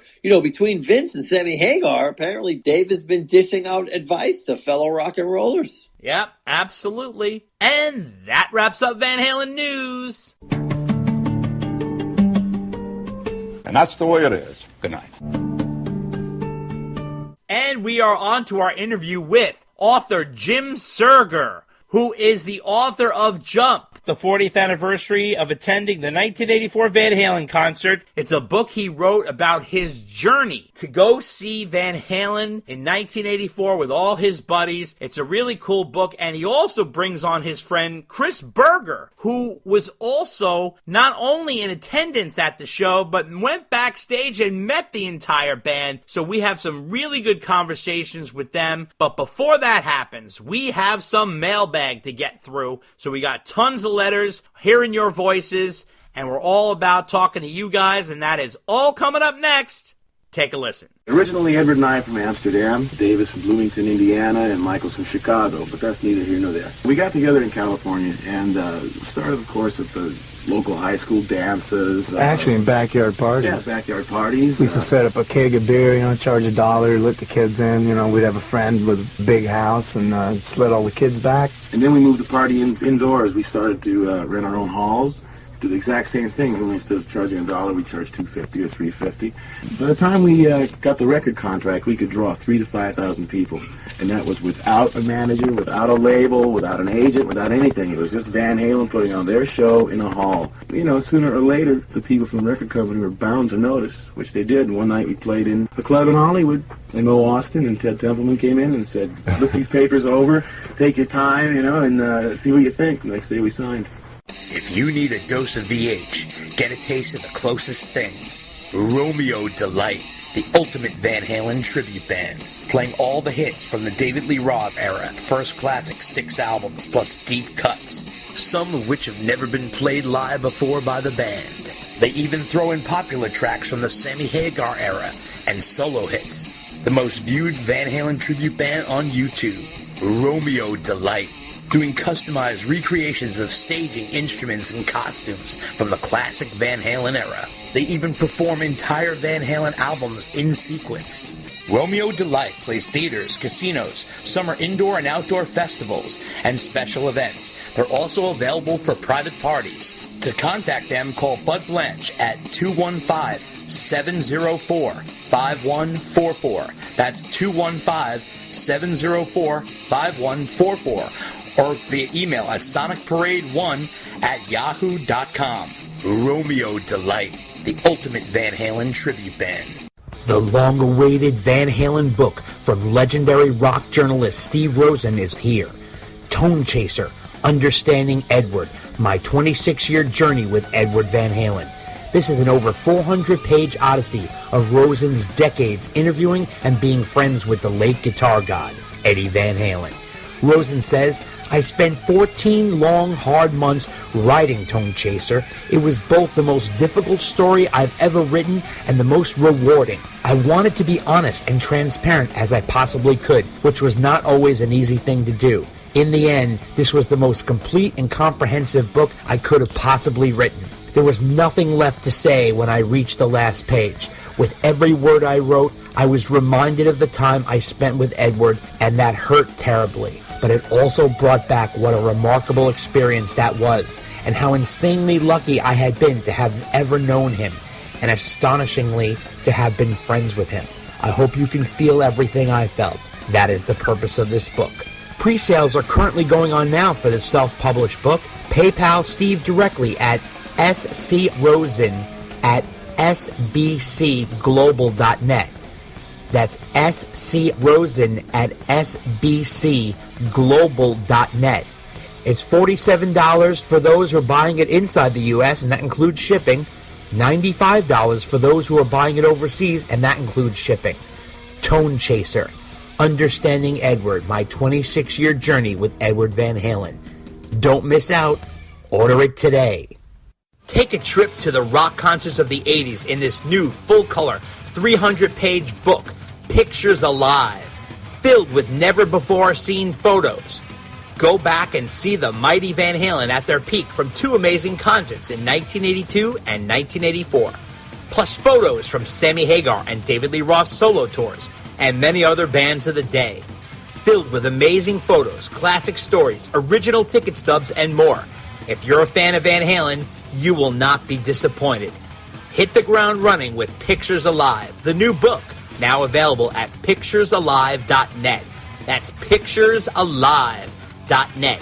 picturesalive.net.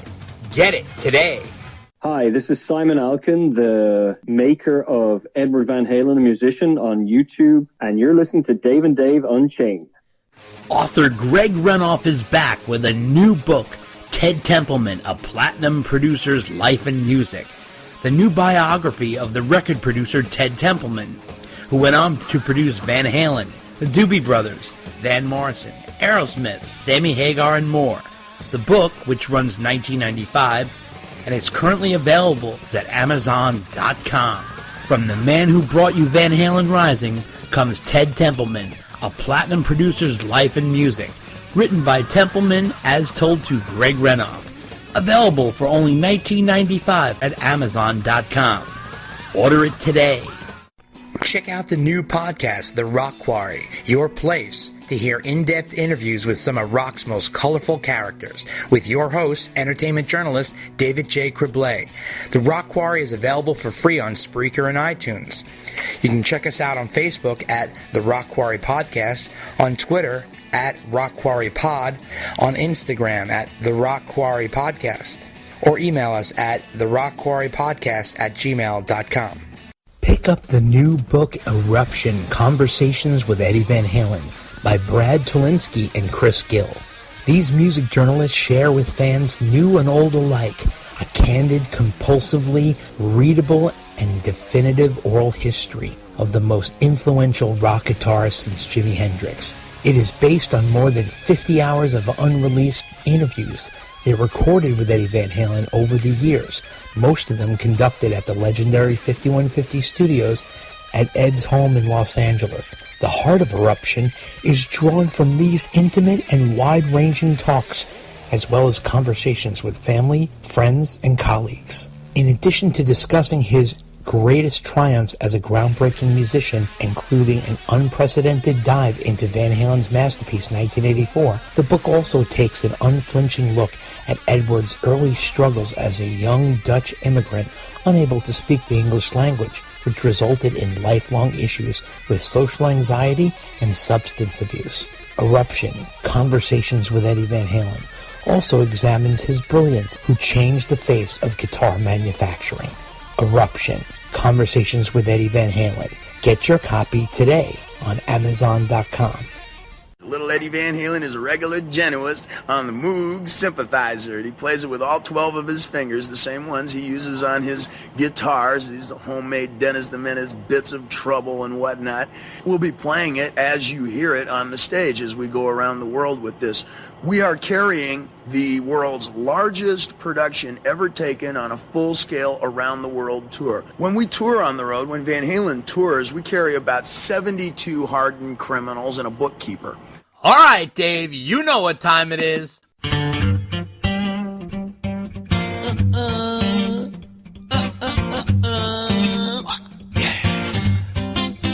Dave and Dave's mailbag is big and round.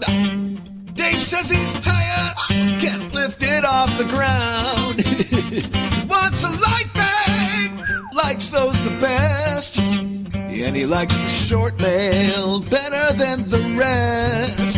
And he said, well, I think that you're headed for a whole lot of letters. Well, I think that you're headed for a whole lot of letters. Well, I think that you're headed for a boatload of letters. And letter number one comes from...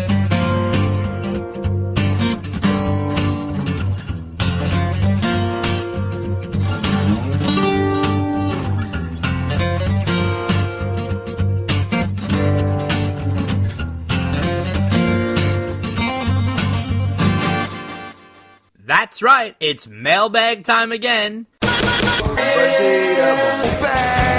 And here we are in the month of love, and we're starting with 13 letters. Actually, it's 14, but we're going to combine two. And we're going to get started with letter number 1, coming from Ricky Chan from Seattle. And he says, you know the hand signal that Sammy Hagar likes to use during the Van Hagar era and still uses with Michael Anthony with the circle when he plays some of those songs? The one where he makes the circle with his thumb and index finger and extends the other 3 fingers. What does that mean? I always wondered about that, and I would love to hear your thoughts on it. Thank you for making such an awesome podcast, and keep up the good work, Ricky Chan. Well, Ricky, it's really sort of an immature answer, actually. It is really stupid, and I never liked it, and it was kind of lame. And obviously, if you want a reference, it was prominently featured on the inside sleeve of OU812, which is the hand signal. It is basically recreating the female private parts with their hands, which is ridiculous.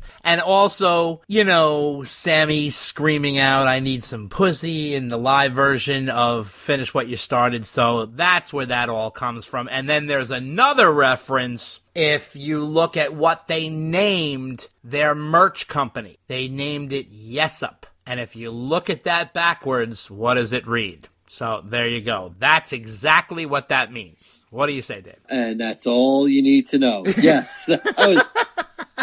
That's the answer. Plain and simple. Letter number 2 comes from Jeff Shrewsbury. And he says, does Pleasure Dome sound a bit like Led Zeppelin's Achilles' Last Stand to you? Jeff Shrewsbury, and he doesn't say where he's from, but we know Jeff, so he's a longtime writer and listener.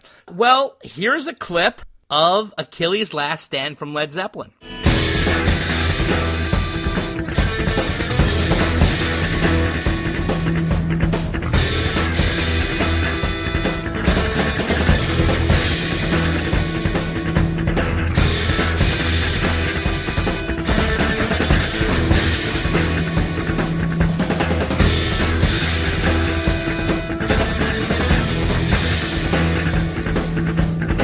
now here's a clip of Van Halen's Pleasure Dome from the Fuck album from 1991.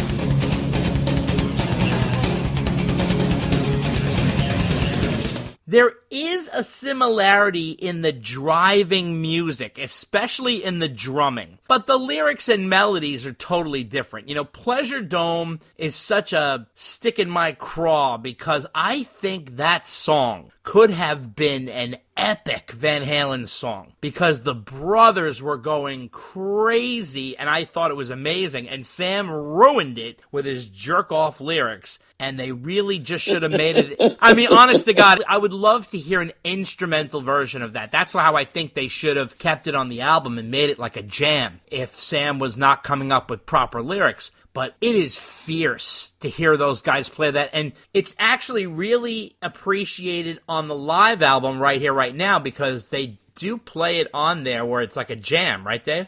Yeah, I think they lean into Alex's solo with that, if I remember correctly. Yeah, that's really, really good. What do you think of the similarities here? I agree. It's a great piece of music. I was going to say the same thing. Like, when I listen to it, I don't think, oh, that's Achilles' Last Stand. I never made that connection. I see where he's coming from, like you said, in terms of the tempo of the song. But after that, it's not so much the same.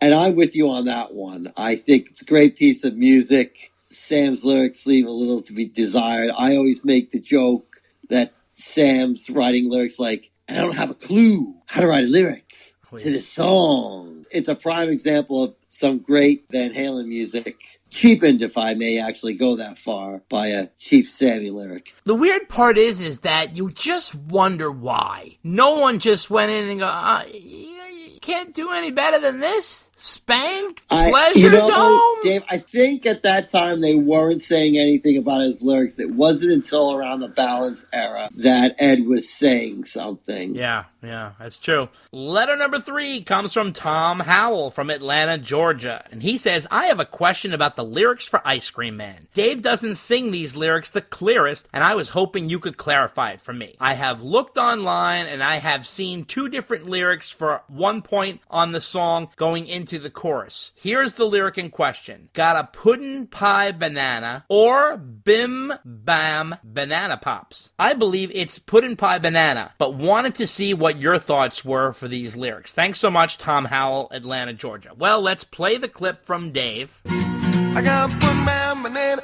Dixie cups, all flavors and push-ups too. I'm your ice cream man, baby. Stop me when I'm passing by. My banana, Dixie cups, all flavors and push-ups too. I'm your ice cream man. Stop me when I'm passing by. Now, I want to tell you, growing up, I always thought he said we got one kind of banana. Dixie cups, all flavors and push-ups too. You know, that's the funny thing about lyrics. Mick Jagger has this issue too, where it's sometimes hard to understand what they're saying and everybody has a different interpretation. However, looking into this, apparently there was a company called Bim Bam Banana, and that was possibly back in the 70s, but I'm not really 100% sure. I don't hear puddin' pie though. I think that would have been a little more clear had we heard that. What do you think? So I thought I read somewhere that the lyrics were watermelon, banana, Dixie cups, all flavors and push-ups too. Wow, that's a whole new level. Yes. Wow. Because I wasn't quite sure he was singing either. That's interesting. Wow, we're going all different routes here, so it's a choose-your-own-adventure at this point. That's right. All right, so letter number 4 comes from Sarah Smythe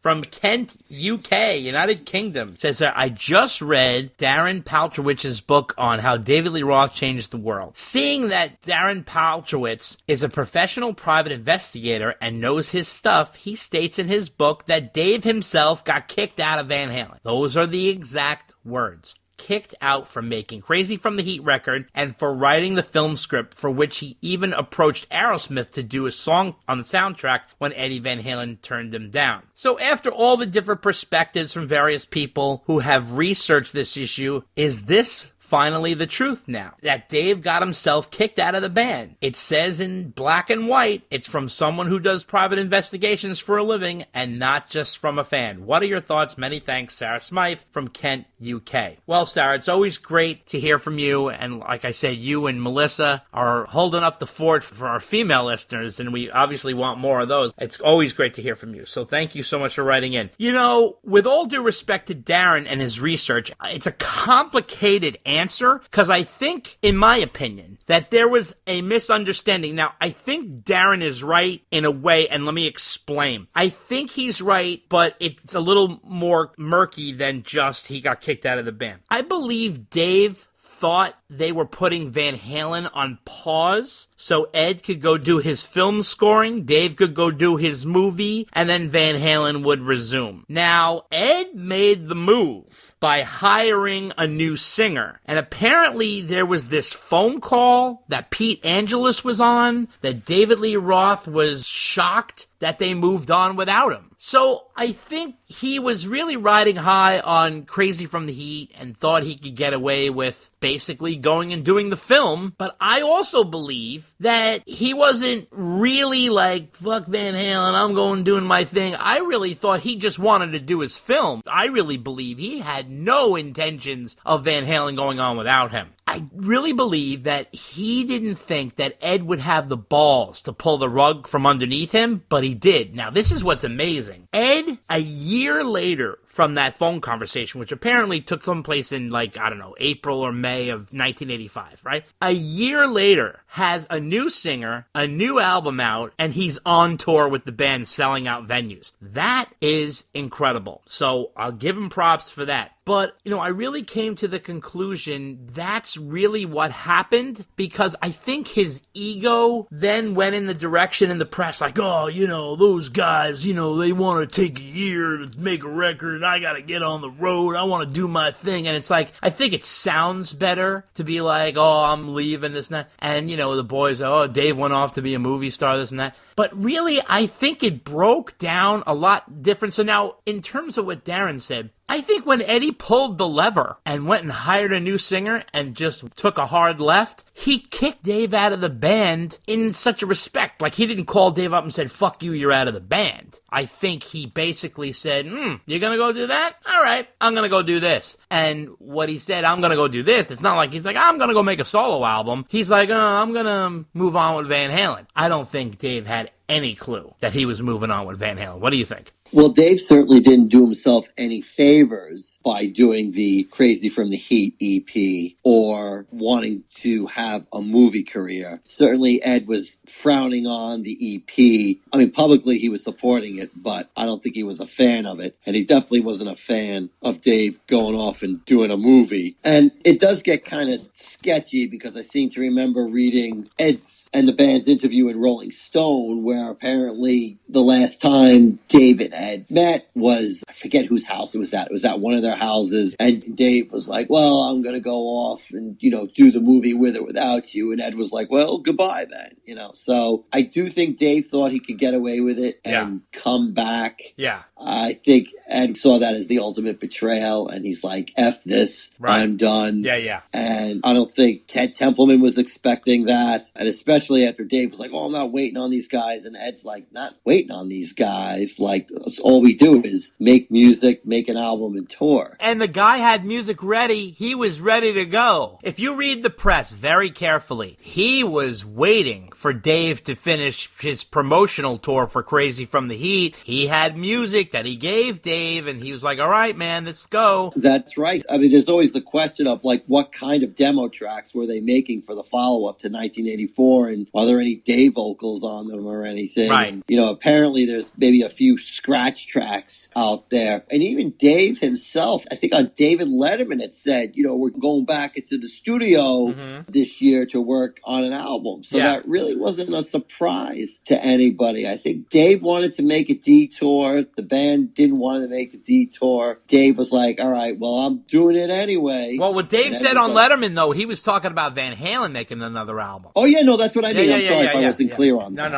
No. Not Dave was making another record. Van Halen was making totally, record. No, absolutely. So I think Dave was like, I'll just do my thing and these guys will get over it. And they were like, no, we're moving forward without you. And, you know, Dave was like, oh, okay. And he was out. So I don't know if he was thinking, I'm doing my own thing and I'll take the chance that they might actually kick me out, in which case you can make the argument he was leaving, or if he honestly thought they would welcome him back, you know, begrudgingly with somewhat open arms, and they called his bluff and kicked him out. I think it's safe to say Dave was riding high on ego then, and he was really walking a thin line, and he fell off the tightrope. Oh, yeah. I would love to know or speak to someone who broke the news to him when he found out that Sammy Hagar joined that band. I would love to know that story. Oh, yeah. I can only imagine. Letter number 5 comes from Mike Cartledge from Plimpton, Plymouth, UK. And we're going to pair this with a letter from Tim Schenkweiler from Pennsylvania, because the guys kind of wrote similar letters. So we're going to read Mike's first, read Tim's second, and we're going to answer both of them. Mike says, so I know the cast have vented about the latest Roth releases, and they were kind of upset. But personally, I think Dave had enough of being slighted and disrespected. Okay, he's spilling the beans about personal shit, but I don't really blame him, and personally, I'm loving the lowdown. What are your thoughts, boys? Peace out. Slightly inebriated Mike Cartledge from Plimpton, Plymouth, UK. Now, Tim said, regarding the whole Roth and Wolfgang drama, don't you think that would piss off Alex because of what Roth said about Wolf? I'm wondering what your take on this whole thing is. And Roth says they were close with Alex and he talks to him frequently. Also, do you think Alex will ever play again? Thanks for everything you guys do. Tim Schenkweiler from Pennsylvania. So, answering both your questions, and that was letter number 5 from Mike and letter number 14 from Tim, actually. So, I think Roth really had to hold his tongue for a long time. Basically, since 2006 when he came back in the band, and now he's steaming like a bucket of clams. I think he is pissed that Sam is getting to do the Van Halen tribute tour that somehow him and Alex got shut down from doing, and now Sam and Mike can do it. I think that is driving him mad. And I think that his relationship with Alex has broken down. He seems to be unhappy about the different kind of truth situation, and he's all pissed about money. Apparently, behind the scenes, there's rumors that he's mad that Wolf is getting Ed's share and his share, and he's a little pissed, so he feels like there needs to be a redistribution and a reassessment. But what Wolf has is his right. I mean, that's Ed's son, and that's his inheritance, and of course he should have Eddie's share, of course. So now, I also think he's mad that Jump got taken down along with the rest of the Van Halen covers, and now he's cutting everybody's throat. He is going for broke. The problem is he's not doing himself any favors, and he's ruining his own legacy, and he's pissing off all the Van Halen fans. And I understand he's pissed, and he's, really kind of boiling up, but at the same time, you don't do what you're doing there. I don't think that's right. Will Alex ever play again? I don't know. That really all depends on Alex's condition. We don't really know how Alex is physically and how he's feeling. My guess is no. I think he's done, but that's just a guess. You never know what might happen. What do you think, Dave? Well, regarding Alex, I don't think we'll see him ever play again. Yeah. I think he was just so tied to his brother. Yeah. I don't think he ever played publicly without his brother. I don't remember anything. I just really don't think we'll see anything like that unless, there's like the Miracle Tribute Tour, which I'm not holding my breath on. Right. Dave is out there. Dave, you know what he is? He is unchained. It's That's true. what he is. Very much right? so, yeah. He is unchained. He is angry. I think it definitely boils down to money. Because I think he's getting screwed out of something. Maybe it's just all come to a head. And normally this stuff just rolls off him, like you really don't hear from him. Yeah. But now, he's lashed out at everybody except for Mike. And I think he's just ticked with Sam shooting up his mouth and Wolf placing the blame on him. He's just going every which way he can. He's not holding back. I think he's at the point now where he has nothing to lose. It's like there's no money for him to lose. Right. There's no tribute tour for him not to be on. So he's just going to call it like it is from his point of view. But man, it's not a good look for him. But I don't think he cares. Yeah, that's true. Letter number 6 comes from Rockhead Ed Schick. And he says, for years, there's been something bothering me about Van Halen songs from the Spam era, other than the dreadful lyrics and a neutering Lorena Bobbitt would be proud of. I've been thinking for years that it sounded like they couldn't or didn't know how to end a song anymore. They just seemed like they went on too long and got redundant as a result. Well, I was sitting on my fat ass with my dog today and I did the math. This is all according to the album info on Tidal. And I figured out the average song length on each studio album from both eras up to balance. And here's the results. So he's saying that there's the average song length on Van Halen 1 is 3.2 minutes. On Van Halen 2, 3.17 minutes. Women and Children First, 3.72 minutes. Fair Warning, 3.45 minutes. Diver Down, 2.61 minutes. 1984, 3.68 minutes. 6 albums, and he says the average of the first 6 albums is about 3.3 minutes average per song. And the Sam era, 5150 is 4.8 minutes. OU812 is 5.04 minutes. On the Fuck album, the 4.7 minutes, and Balance 4.48. 4 albums, the average total is 4.75 minutes average per song. He says, as I suspected, the average song length went up by just under a minute and a half. One of the things that was great about the David Lee Roth era was that they hit you like a ton of dynamite and they hit you fast. No nonsense. I don't think it's a coincidence that when Ted left after 1984, this happened. Ted seemed to keep it tight. They hit you quick, and then they got out of there, leaving you wanting more instead of dragging on waiting for the 3-minute mark to fade. I think I'm onto something. Till next month, Rockhead Ed Schick. Well, Ed, we appreciate the studious work that you put into this and the enlightening information, but to be fair, the songs in general got longer. It seems like record company executives loosened the reins a little bit. I'll give an example. Remember Paradise City by Guns N' Roses? That song is long as hell. I think it's over 6 minutes or something like that.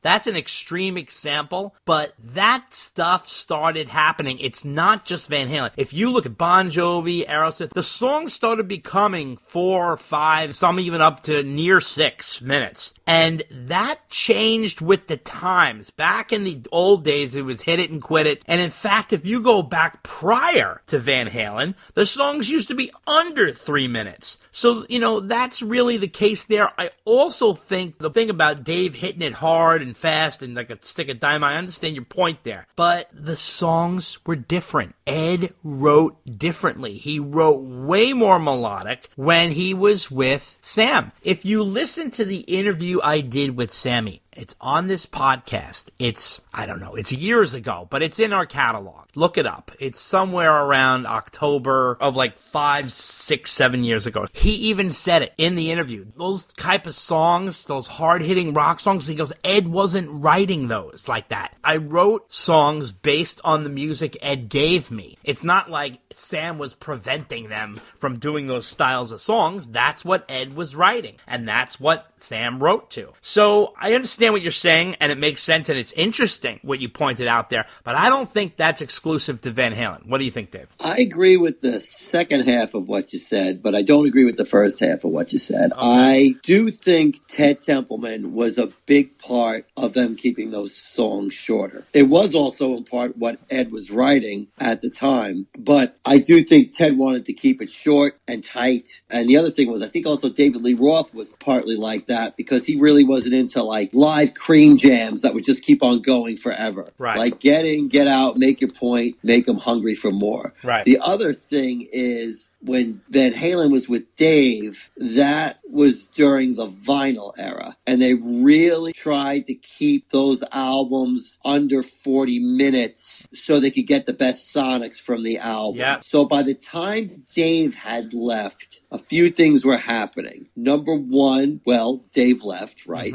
Number two, as you pointed out, Ed's songwriting style was changing. Right. Allowing for different types of songs, which included longer songs. Right. And three, the vinyl era was ending and the cassette era was in full swing and the CD era was starting, allowing for longer albums, more time on albums so you could have longer songs. You talk about the movement of long songs. Like, long songs have been happening for a while. Like, to be fair, like, pick up any Yes album. No, I know. And you'll know that the long songs are there. But, also during, the punk era was starting in the late 70s, so there were short songs there. But I do think that Ted Templeman was a definite piece of the pie as to why the songs are shorter. Because once he left, the songs did start getting longer. And the other thing that supports that theory is when Ted went along with Dave on Dave's solo career, Dave's first solo LP, that thing was barely half an hour. It was tight. And You're right. those songs were pretty short too. Yes. Like, now you go 2 years later, it's a Skyscraper album. Oh, yeah. It's the same band. Dave is self-producing with Steve Vai. Right. But the songs are longer. So what's the variation there? Ted Templeman. So I think that's part of the puzzle. That's true, but Ted was also involved in the Fuck album. Yeah, but he came in on the tail end of that to clean it up and get it out the door. Yeah, that's true. That is true. That is true. Well, I tell you, if you do that math with Aerosmith, I think you'll see a similar pattern to Van Halen from the old Aerosmith songs to the ones in the 90s and stuff like that,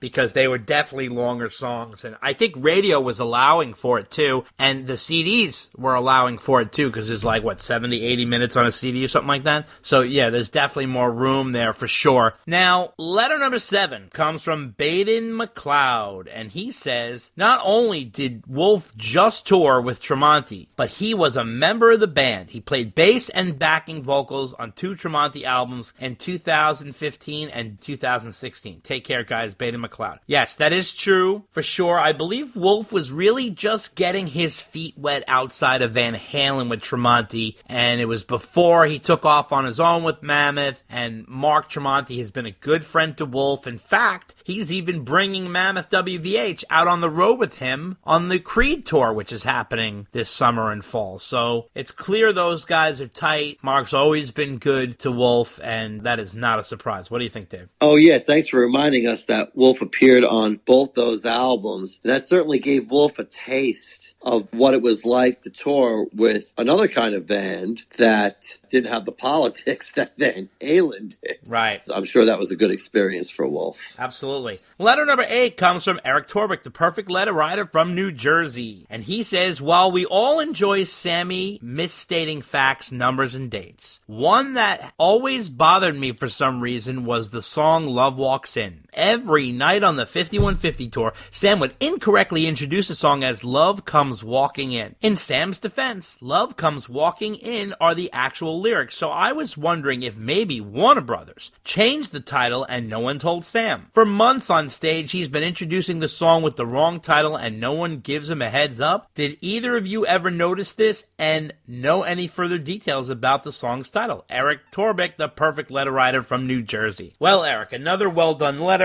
Very tight, very interesting. This is an interesting topic because the song does say Love Walks In on the title, but nowhere in the song does it say Love Walks In. It's always Love Comes Walking In. Now, however, here's the thing. Marketing people tend to make changes for aesthetics. But I can't imagine anybody would change the name of a Van Halen song. I mean, Van Halen's such a big band. I mean, how do you just change the title of their song? I don't know. Maybe the manager told them to do that. I have no idea, but I haven't found anything on that. I do agree with you. I always notice that Sam calls it that, Love Comes Walking In. Maybe it was written down, Love Walks In, on paperwork, and I don't know. You never know how things work, and they just left it and they didn't give a crap. rap? I mean, you never know, but this is a question that if I ever get to interview Sam again, I will definitely ask him, Eric, because that is for sure. I mean, Love Walks In is a much catchier title from a marketing standpoint than Love Comes Walking In. So, I don't know. They're looking to make that a hit, and maybe, you know, they tried to shorten the title. I don't know if they would do that, though, but who knows? It could go either way. What do you think? Yeah, maybe there was like a last-minute lyric change, and nobody caught it, you know, because they're trying to get the album out in time for the tour. Yeah. Right? Yeah. I mean, great observation. Yes. So thank you to Eric, the perfect letter writer, although that one was a little long. Oh, I love when you slap them down. Careful there, my friend. Oh. Trying to sneak in a few extra sentences there.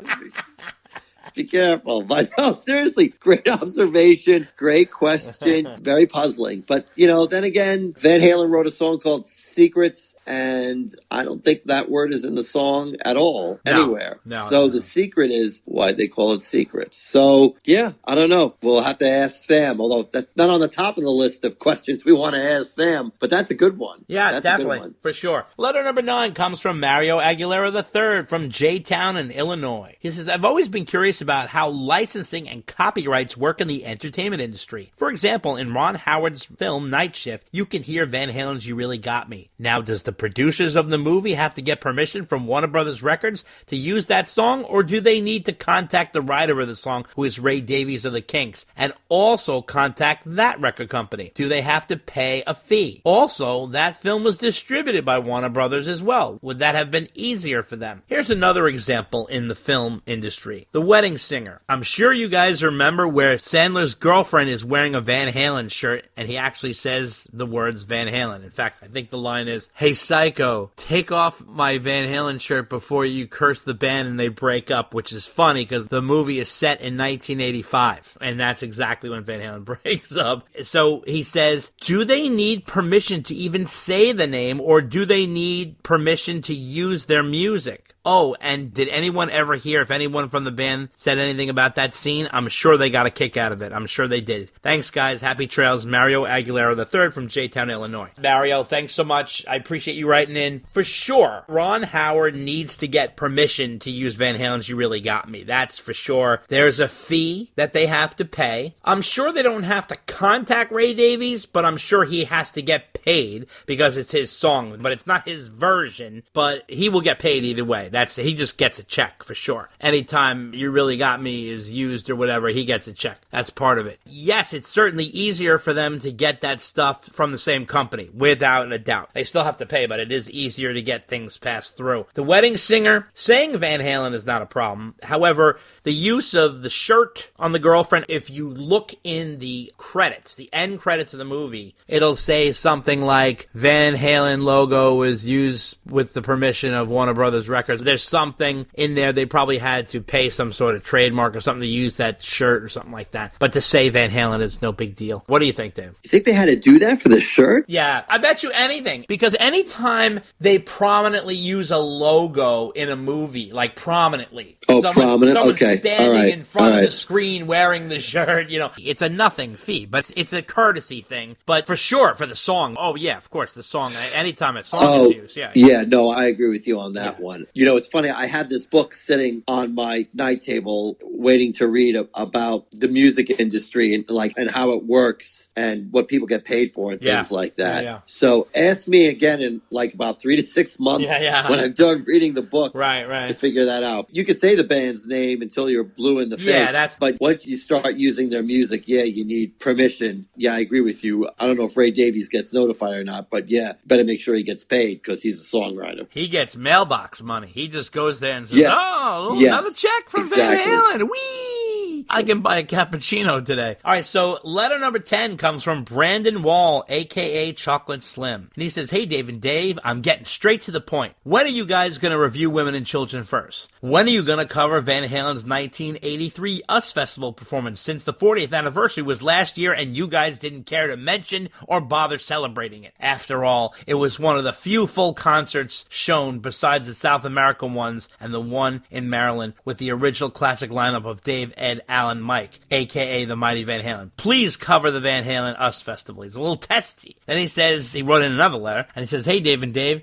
since it's been public knowledge that Van Halen did cover Wilson Pickett in the Midnight Hour for the 1984 album, unfortunately, it's never been released or bootlegged. However, if you guys go to YouTube and type in Eddie Van Halen collection on Letterman 1985 to 1995 at 2 minutes and 9 seconds to 2 minutes and 36 seconds, the riff that Eddie is playing is very similar to the Wilson and Pickett Midnight Hour song. Now, there is no way of knowing what the studio version of Van Halen's Midnight Hour sound might be like, but I believe the riff that Eddie is playing could possibly be what Van Halen used as a template for the record. Do you agree? Happy trails and stay frosty. Brandon Wall, a.k.a. Chocolate Slim. So Brandon's a little testy, so I'm going to tell him, yeah, in terms of Women and Children First and the US Festival from 83, the reason why they weren't done is because I was working on interviews to pair with them, and both of them I chased down extensively, and I mean extensively, and they both fell through, and I was very depressed about it. So it was a long chase, and they both were dealing with older guys. It was a difficult situation, and I never got them. So that didn't work out. It doesn't mean we're not going to do them. We're definitely going to do them. I promise you we're going to do them. But you know what? I've gotten to the point where we'll do them when we do them. I can't worry about specific anniversary dates. And, you know, I think all this stuff is important. It really doesn't matter what the date is. But, I mean, sometimes we hit anniversary dates and other times we don't. That doesn't mean we're not going to do it. Personally, I don't think the Letterman clip is in the Midnight Hour. I can understand the similarity, but I don't think that's it. Here's a clip of it.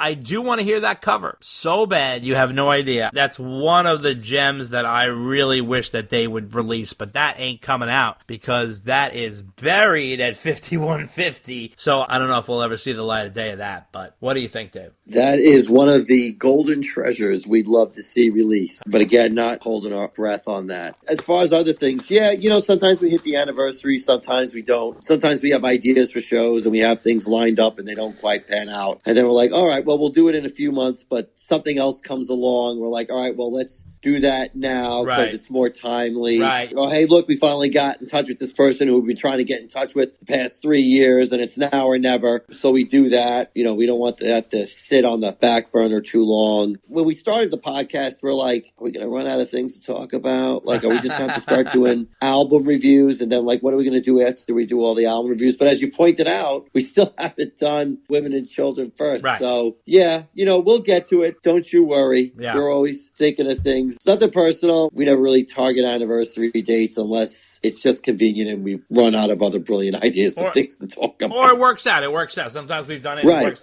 Yep. What do you think of the Letterman clip? I can see the similarity. Is it a possibility? I mean, maybe. Eddie was always sneaking in riffs or lines from songs. At the time, you would have no idea what it is, and then you'd listen to it years and years later, and you'd be like, oh, he used that for another song later on. Yeah. So maybe Yeah. we'll just never know until the actual song is released. I'll tell you a little funny story about that episode where he's jamming there. There was a moment, and you can watch it. I don't think it's in that collection, because that one's based on the music. You know, Letterman's so funny, because he's so sardonic. He says to Eddie's jamming with the band. What Letterman used to do, and you're so cool, is a musician would be in town, and someone would just sit in with the band, because Paul Schaefer was friends with everybody. And he's like, oh, you know, we got Eddie Van Halen tonight. Eddie wasn't sitting down. He wasn't doing an interview. He wasn't promoting an album. He was just coming in and sitting in and jamming with the band. And it was really, really cool. The funny thing is that, you know, Dave would kibitz with Paul all the time. And he would say, hey, you know, Paul, this and that. So the funny thing is that Eddie was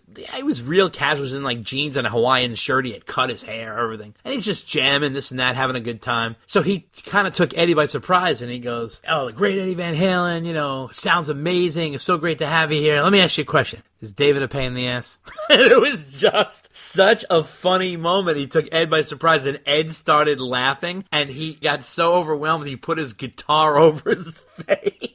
Right, because at the time he knew what was going on, but that wasn't public knowledge, oh my right? God. It was like the worst time to ask that question. Right. Well, wasn't Dave on a few months before that? Yes, Dave too? came on like early January of 85. It might have been like New Year's Day or something like that, but it was somewhere around there. And then this was, I don't know, like April or something. It was right around the time when the band was breaking up, and it was kind of a strange moment. I don't know why Ed was there. He had done it a few times. He loves sitting in and jam with the band. Like, that's like his favorite thing to do. And, you know, he gets to have this cool backing band and then be Eddie Van Halen on top of it. And everybody was like loving having him there. Can you imagine getting a ticket to the studio audience and then you find out Eddie Van Halen's playing that night? That's unbelievable. So I used to love when he would be on Letterman. So those are some really interesting times. But definitely check out that link on YouTube. That is totally worth looking into. So letter number 11 comes from Andrew Bonamure, and he says, to help Dave M., I will get straight to it. And when I was looking through some research, it seems Eat 'em and Smile went platinum. However, Skyscraper was double platinum and sold more. I would also be interested to see how the other albums fared in 1991 and 1994. I was just going down a rabbit hole, and the results vary greatly. Is this correct? I tried to get Darren Paltrowitz from the DLR cast, but he doesn't seem to answer questions. Andrew Bonamure. Okay, well, here's the thing. A Little Ain't Enough went gold, which means it sold over 500,000 copies, and that was the 91 album. The 94 album, Your Filthy Little Mouth, sold just over 60,000 copies, which is really sparse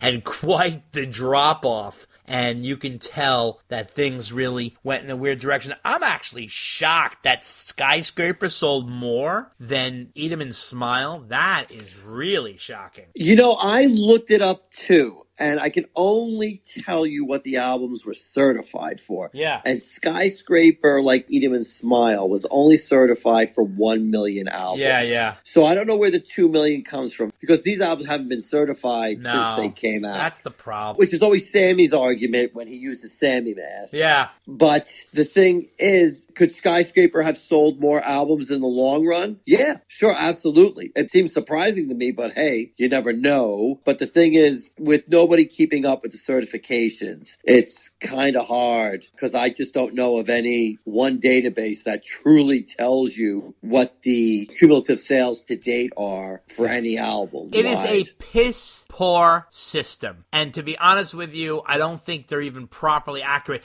I don't even know if you paid the certification, how you could even tally at this point. There's got to be a way, because I remember like at one point in the mid-90s, the Monkees albums got recertified, and they hadn't been certified in a long, long time. But the record company, which I guess was Rhino Records at the time, they were putting the albums on CD for the first time. So they wanted to bring them up to speed in terms of albums sold. So they spent the money for them to get recertified. So I'm sure there's a way. It's just nobody wants to do that anymore, because it doesn't matter for older bands anymore, I guess. They don't care. They just don't care. And here's the other thing. The one thing that I always found strange about Roth albums is they all had a very similar pattern. They started off full guns with a really strong single and then nosedived. If you think about it, every single one sort of did that. They had a great, strong single. You look at Yankee Rose, you look at Just Like Paradise, you look at A Little Ain't Enough, you look at She's My Machine, Slam Dunk. They had these strong singles that they came out with, and then everything else just fell to shit after that. It's kind of weird. Skyscraper is a real mystery, because when Skyscraper came out, it really did well. The video was all over the place, and Just Like Paradise was the biggest hit Dave ever had, original hit. I think California Girls was the biggest, but that's a cover. But his biggest hit single that he ever wrote solo-wise. And the weird part was, just like Paradise was huge, and then it just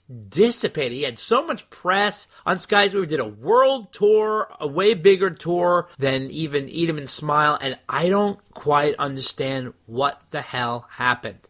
But it just sort of fizzled out. I mean, Stand Up was the next single that went nowhere. That video really wasn't good. It was really kind of cheesy and cheap, and MTV was not into it. Now, you remember, this wasn't the 90s. This is the 80s. See, they're firmly planted in the 80s. This is 88. So it's not like we got to Pearl Jam time, and Nirvana and Alice in Chains. It's not like we're hitting that. That was 1991, and to be honest, A Little Ain't Enough came out before even that whole tidal wave took over. So that was early 91 that A Little Ain't Enough came out. So, he caught a little bit, but you could tell that by the summer of 91, you're like, oh boy, Dave's in trouble. And then everything went south from there. But just interesting how his solo career went. Interesting to look at. After the first EP, he could never get past one hit single. He was like one and done. Yeah. He just couldn't get over that hump. Yeah, couldn't get over that hump. Letter number 12 comes from Han Casey Alford. He calls himself the imperfect letter writer and spells writer R-I-G-H-T-E-R. Very clever, Han. Very clever. He says, you've had some great guests that cover Van Halen in their own podcasts and YouTube channels, such as Darren Paltzerwitz from the DLR cast, Alan Barry from his famous 1984 documentary, and recently Simon Alkin on his Edward Van Halen, a Musician documentary, to name a few. Can you guys mention any other channels, podcasts, or documentaries that cover other bands with the same degree of quality and care as your guests and yourselves? Yes, I know it sounds like ass kissing. I know Monkey Dave has talked about his other favorite band in the past and had some links to share. I would like to recommend to listeners JCM for his awesome and very thorough Led Zeppelin stories on YouTube, as well as Jason Krupa for his excellent audio series Producing the Beatles. Hey guys, thanks, Han Casey Alford, the imperfect letter writer. Yes, I could tell you about a few. I would say for Kiss fans, Three Sides of the Coin is really good with Mike, Tommy, and Mark. Mark was a guest on our podcast. He was a really cool guy. Those guys are great for Kiss, as well as Julian Gill and the guys at Kiss FAQ. Those guys are great. Listen to them every week. They're awesome. If you're a Kiss fan, those are essential. Billy Joel fans, there's a good Billy Joel podcast called Glass Houses I really enjoy. And most recently, I'm really digging this Stones podcast called Hang Fire, which is really great Stones podcast. Any from you, Dave? Yes, I do have a few. I'm actually looking them up now while you were talking. Okay. Well, I always recommend Zilch, Monkey's podcast, although I really haven't heard anything from them lately, surprisingly. I think the last time they were on the air was October. Oh, boy. So I'm not quite sure what happened with there. I know one of the guys who does the podcast, I think he was having some health issues, so that may be part of it. Oh, boy. But if they ever come back on, I always recommend that. Other ones are, well, Martin Popoff has a podcast called History in 5 Songs, and I listen to that, although not every episode religiously. It depends what the topic is. Right. And who the artists are he's talking about. It changes every week. But that's always a good one. Yep. There's another one called Mixology, the Mono Stereo Mix Differences podcast, which goes into albums and tells you what the differences are between the mono and stereo versions. Again, I don't listen to every version of that. It depends what album they're talking about and if I'm into it or not. There is another Monkeys podcast called Where's That Sound Coming From? But they've rebranded and they call themselves Questions But No Answers, as they're covering the history of Michael Nesmith. And they're doing a good job there. There's another Monkeys podcast called Monkeying Around that has some good stuff. And Dave. Yes. But of course, yes. How could we not mention the Retro Zest podcast? Did you say the Retro Zest podcast? I believe I said the Retro Zest podcast. Oh, who stars in that? The guy whose name we can never pronounce. Curtis Land. I got it down. His name is Kurt Lonco. Oh, Lonco. Thank you. Yeah. Okay. Yes. Although I haven't seen an episode from him lately since December. Yeah, yes. Maybe he's taking a retro break. I don't know. But maybe he's taking a retro nest. Retro rest. Well, we hope everything's okay. But those are the podcasts that I would recommend. Okay. That I listen to anyway. Okay, good. Music related. And there's also, if you guys like rap or pop or R&B, Questlove does a great podcast called Questlove Supreme. And it's really, really good. A lot of rap guys, a lot of R&B, and some pop in there. There's some rock guys in there, too, but he does a really good podcast, too. That's excellent from Questlove. Last letter of the night, Dave's favorite part. Letter number 13 comes from Steve Ustick from Michigan. And he wants to remind us he is the guy who wrote the mailbag theme. And he calls himself subsequently honorary official podcast musician. So he says, did you notice in the intro to Roth's Ballad of Popsicle Sam that he says tonight, the Ballad of Popsicle Sam and Sketchy Joe? He doesn't mention a Joe in the episode. Was that a mere quick insult at Joe Satriani for having declined Alex and Dave's tour invitation in favor of Mike and Sam's? Love to hear your thoughts. Thanks, Steve Ustick from Michigan. And it says, P.S. I've got a great idea for theme music for your news segment that I can't wait to share. Coming soon for your review and consideration. Well, let me tell you something, Steve. I am so excited to hear about that, and thank you for writing in. I love the mailbag theme song. I hum it to myself all the time, believe it or not, because it's so catchy, and I will dang a little carrot out there for you. Should you submit a Van Halen news theme song, and it is of the quality and level that you put out for the mailbag theme song, I will appoint you the musical director of the Dave and Dave Unchained podcast. What do you think about that? Ooh, wow. I think that's a higher level than I am right now. Stop it. That's not true. Rename the podcast. That's not apparently. true. That's not true. I did miss that Sketchy Joe part. That's really cool that you picked up on that. Thanks for pointing that out. Yeah, I'm surprised maybe he forgot to address it, but that would be really interesting. If he starts dishing about that whole situation, I'm going to go nuts. I want to give Roth a little idea. Okay, instead of ranking on Sam and ranking on Al and ranking on Wolf, which I know he loves to do, but I think there's some things that maybe he wants to spill some beans. If he's in a bean spilling mode, I think he should start spilling beans about the 2000 reunion. Start spilling the beans about In the Midnight Hour from 1984. Maybe he could play a clip. Maybe he could play a clip on the podcast. How far they got in the recording process to the follow-up to 1984. What exactly happened on that 1985 breakup call, how they came to no legal action in the mid-80s, even though they separated ways. Did Dave pay his respects when Ed and Al's father died in late 1986? And also, his full thoughts and breakdown on the Sam and Dave tour. So if he wants to get on the pod and start really chewing the fat, I think he should start doing some of these. What do you think? Totally agree. Never happened.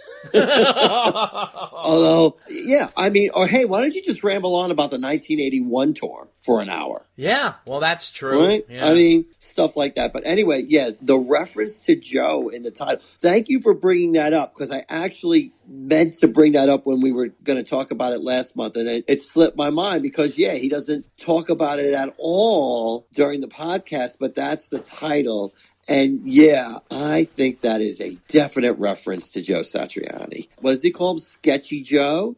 Yeah, Sketchy Joe. What's so sketchy? That he was like, I'm not waiting for you guys to get off your ass and make a decision. I'm going with Sam. I don't even think, Dave, that happened. The whole thing got shut down. Satriani didn't shut it down. No, I know that. But it's like, by calling him Sketchy Joe, it's kind of implying, it's kind of sketchy that, he was going to do the tour with Dave and Al, and now he's doing it with Sam, and there's nothing sketchy about it at all. I mean, let me tell you, nobody should be surprised that Sam is doing this tour with Joe. No. They've worked together on 2 albums, 2 tours. They're still friendly. Sure, it was a major coup that Sam got him to do this tour, but it shouldn't be a surprise to anybody. So if Dave is crying like a baby because Joe's touring with Sam, too bad. Then you and Al should have gotten off your duffs and figured it out like every other band does and just do it and go tour. But, you guys can't do anything without there being drama or everybody,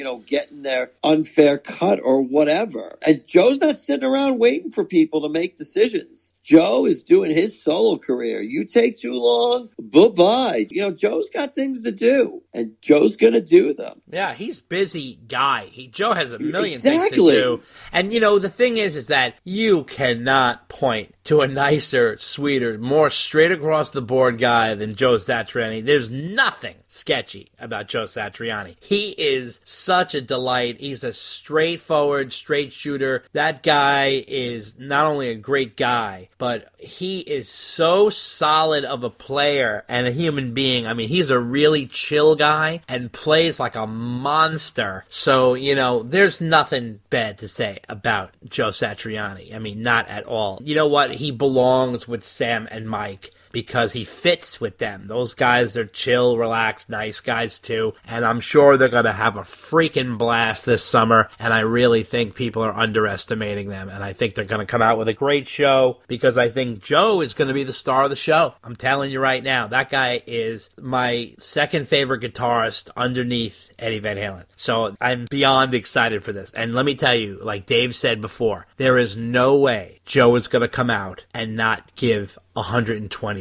That is just the way he is. He always delivers quality. He is not going to go out there and stink up the place. He's never going to do that. There's no way. He'll know that stuff down cold. So I'm sure he's going to kill it. And Mike and Sam are already on board. And Jason, he's already up to speed on all that stuff. So I think that's going to be a tremendous tour. Really looking forward to it. And that wraps up the mailbag segment. And we are on to our interview with author Jim Serger, who put out the book Jump, the 40th anniversary of attending the 1984 Van Halen concert. He wrote an entire book about his journey to see Van Halen when he was a young man. I believe he was in his early teens. And he's going to tell us all about that. And he's also going to bring a special guest with him, his friend Chris Berger, who also went with him and his whole shenanigans that happened on that trip to see that show and how it changed their whole lives. So we're going to get all into that. That's all coming up next. Take a listen. We subsist on a heavy diet of starchy foods, candy bars, and Potato chips. Coca-Colas and potato chips. That's the way to survive on the road. And no sleep, of course. You can't sleep, and don't take any vitamins, because otherwise you may get very ill. That's the Van Halen World Vacation, number 2. Pick up the new coffee table-sized book, The Decade That Rocked, by legendary rock photographer Mark Weiss. This 376-page book has hundreds and hundreds of full-color photos that Weiss shot through the 80s for magazines like Circus, Faces, and Hit Parader, featuring bands like Van Halen, Motley Crue, Twisted Sister, Bon Jovi, Skid Row, Guns N' Roses, Ozzy Osbourne, and more. There's even behind-the-scenes stories to go with these colorful, eye-popping pictures.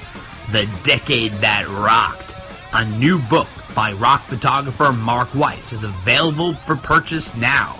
Go to thedecadethatrocked.com, where there are exclusive bundles available with extra prints, t-shirts, and even patches. Inquire about the Van Halen bundle, especially made for Dave and Dave Unchained listeners. Order today. The Decade That Rocked. It'll rock your world. Need a laugh? Check out the Funny How Comedy Podcast, which focuses on upbeat conversations with legendary comedians. It's free on Spreaker and iTunes. Check us out on Facebook at Funny How Comedy Podcast, on Twitter at Funny How Podcast, on Instagram at Funny How Comedy Podcast, or email us at funnyhowcomedypodcast@gmail.com. Hello, loyal listeners. Wanted to let you know about our new Patreon. If you like what we do, and you have the means, drop us a donation to keep the podcast going. Go to patreon.com/DD Unchained. That's patreon.com/DD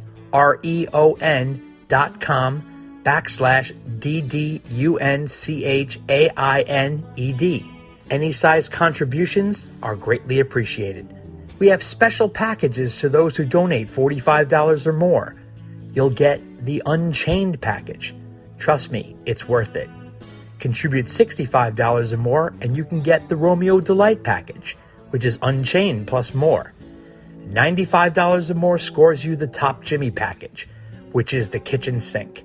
If you're a Van Halen hardcore and listen to this cast, this is stuff you'll appreciate. It's ear candy. Those who want one of the packages simply email ddunchainedpodcast@gmail.com. That's ddunchainedpodcast@gmail.com to make arrangements. What is understood need not be discussed. Hey, I'm Hal Sparks, and this is Caleb Rappaport from Nerd Halen. And you're listening to Dave and Dave Unchained, and I think that shows taste and breeding on your part. If you would like to send us a letter asking a question or making a statement or whatever you'd like to say, you can send it to ddunchainedpodcast@gmail.com. Martin Popoff here. Hope you're enjoying this latest episode of Dave and Dave Unchained, the wise swamis on all things VH. Just wanted to remind you that at martinpopoff.com, I've got 2 Van Halen books that I wrote. One is Van Halen, a visual biography, which is basically a big hardcover coffee table book, 400 images, 20,000 word detailed timeline. And the other one is called Unchained, a Van Halen user manual. It's the sort of 120,000 word, very academic, a lot of crazy chapters, a lot of trivia, wordy book that I did on Van Halen. So yes, go to martinpopoff.com. I sign and ship those out of my office here in Toronto. There's PayPal buttons for the US, international, and Canada. Again, Van Halen, a visual biography, and Unchained, a Van Halen user manual. Back to Dave and Dave. But anytime you gather together over 5,000-10,000 people in one place, you're creating your own little city. And that's why we have our own little police force here. We have our own first aid teams, and that's why we have all the little ancillary things that make up a city. And people express great surprise when there's a problem or a difficulty. And that's why I say, oh, you mean like a football game? It's the exact same thing. You go to a political rally, it's not much different. Anytime you gather that large number of people, you're bound to get a few of the rotten apples with the good. Ladies and gentlemen, we have an incredible guest this evening. He is the author of the new book, Jump, the 40th anniversary of attending the 1984 Van Halen concert, Jim Serger. Jim, thank you so much for being on. Well, thank you, gentlemen. I really appreciate it, Dave and Dave. It's an awesome subject. It really is hard to believe 40 years ago. Isn't that crazy? It really, really is. You know, I've talked about it on the cast. I unfortunately missed the 1984 concert, not because I wanted to, but it wasn't my choice. And I tried to go, and my dad wouldn't take me, and because the tickets had already been sold out. And the scalp tickets were $50 a head, which back then was insane. I believe the garden tickets were like $14.50, and then, you know, obviously $50 was insane on top of that. Nowadays, $50 is like going for free. That is correct. It's totally crazy. So it's great that you did this book. Thank you so much for being on. So just to start off, I wanted to ask you, when and how did you first discover Van Halen as a band? Well, that's a great question, and I can nail it precisely. Okay. It was basically December of 1983.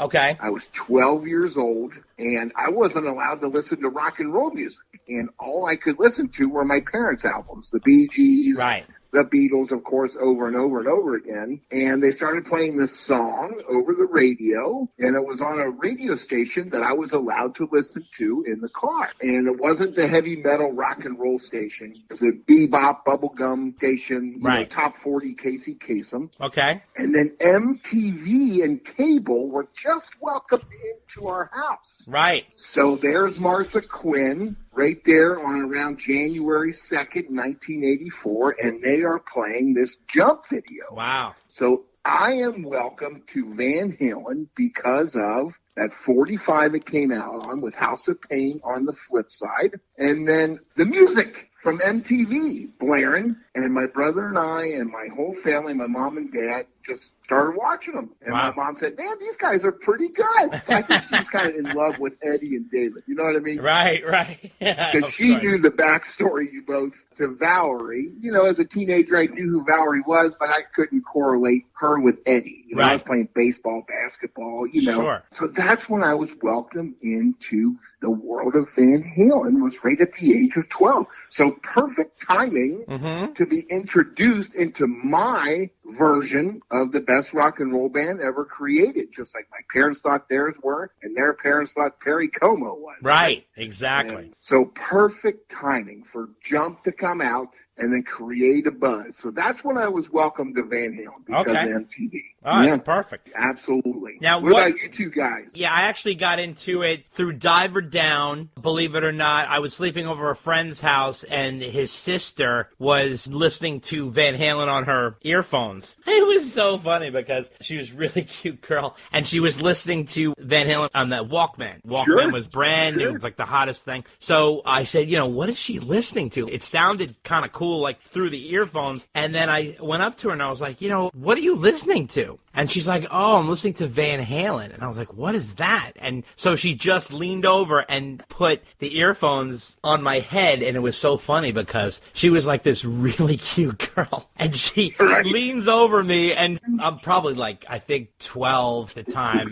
Perfect age. Yeah, and it was before Jump, but it was, I'm probably thinking 82 it was. So I'm about 12. The 82 is when it came out. And she leans over and put these earphones on me. So now I'm looking at this really adorable girl putting these earphones on me, and I'm like listening to this music, and the song is Pretty Woman, which is kind of funny. So and then I was like, oh my god. And there was something about the flavor of the band that just was intoxicating. And I was like, they were so colorful just in my ears. And then when I saw them, I was like, oh my god, these guys are unbelievable. Interesting enough, though, back in the day, they never were on Saturday Night Live. They were never on the cover of Rolling Stone at the time. You didn't see them around a lot. So like you said, it really was MTV that kind of brought Van Halen to the forefront. Because unless you were totally in the know in the rock world, and, when you're a young kid, you just don't have access to that other than listening to the radio. I didn't even have MTV. I used to have to watch Friday Night Videos, which was this video program late at night that used to play the most popular videos, and I would wait to catch Jump or Panama or Hot for Teacher on Friday Night Lights, and very often it was edited and everything. So,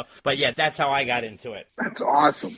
My entree was also through Diver Down, but I was late to the Diver Down game because I didn't hear that album until it had to be around September of 1984. I heard it on the school bus because there was a guy playing it all the time. And then that led me to 1984 and other things. But, by that time, Jump had come and gone as a single. Van Halen was already done touring by the time I really got into the band. Dave and I have a really soft spot for Diver Down. We love that album. Totally. That's awesome. Here's the other thing that I find very common. I didn't have an older brother or older sister. I didn't have that. So I didn't have those guys or those girls bringing in music from the high school back to when I was in grade school. Yeah, neither did Dave or I, yeah. Right. So all three of us were kind of dependent on our older friends or the girlfriend that you had kind of a crush on secretly that handed you the Walkman. I remember drawing Van Halen, the symbol, early in 84 because one of the guys in the book, Mike Myers, his older brother, Jimmy, was drawing the logos. I really didn't even understand what logo I was drawing other than, hey, if it's cool for him, he's 17 years old. Right. I got to be a part of this scene,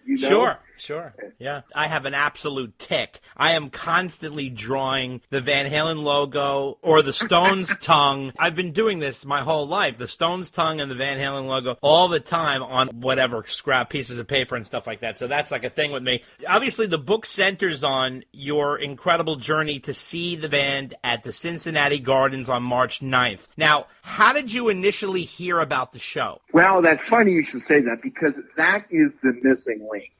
Nobody can remember. Both of my parents are deceased. One of my other buddies, his mom is deceased, and another friend of ours in the book, his mom is deceased too. Okay. So somewhere that had to have been announced, and because of the buzz at the grade school, we were all altar boys at the good Catholic school. Right. You know, this was a real coming of age moment. You know, Right. you're going from 12 to 13. You know, that's a big deal. So some mom had to have gotten wind, hey, I'll get the tickets, because there's no way that I would have been able to sneak out in 7th grade to buy tickets at Ticketron. Of course. There's no way my parents would let me do that. And the same here, but the funny thing is that, again, no internet, and even if you listen to the radio, you would have to catch the DJ playing a Van Halen song, then coming on the air and saying the date, saying when tickets go on sale, saying where to go. It's sort of like a treasure map to even get to. Correct. And I can tell you this, and I'll speak for your parents, too. There's no way your parents would have camped out for tickets back for Diver Down in 1982. No way. I could tell you that right now. My parents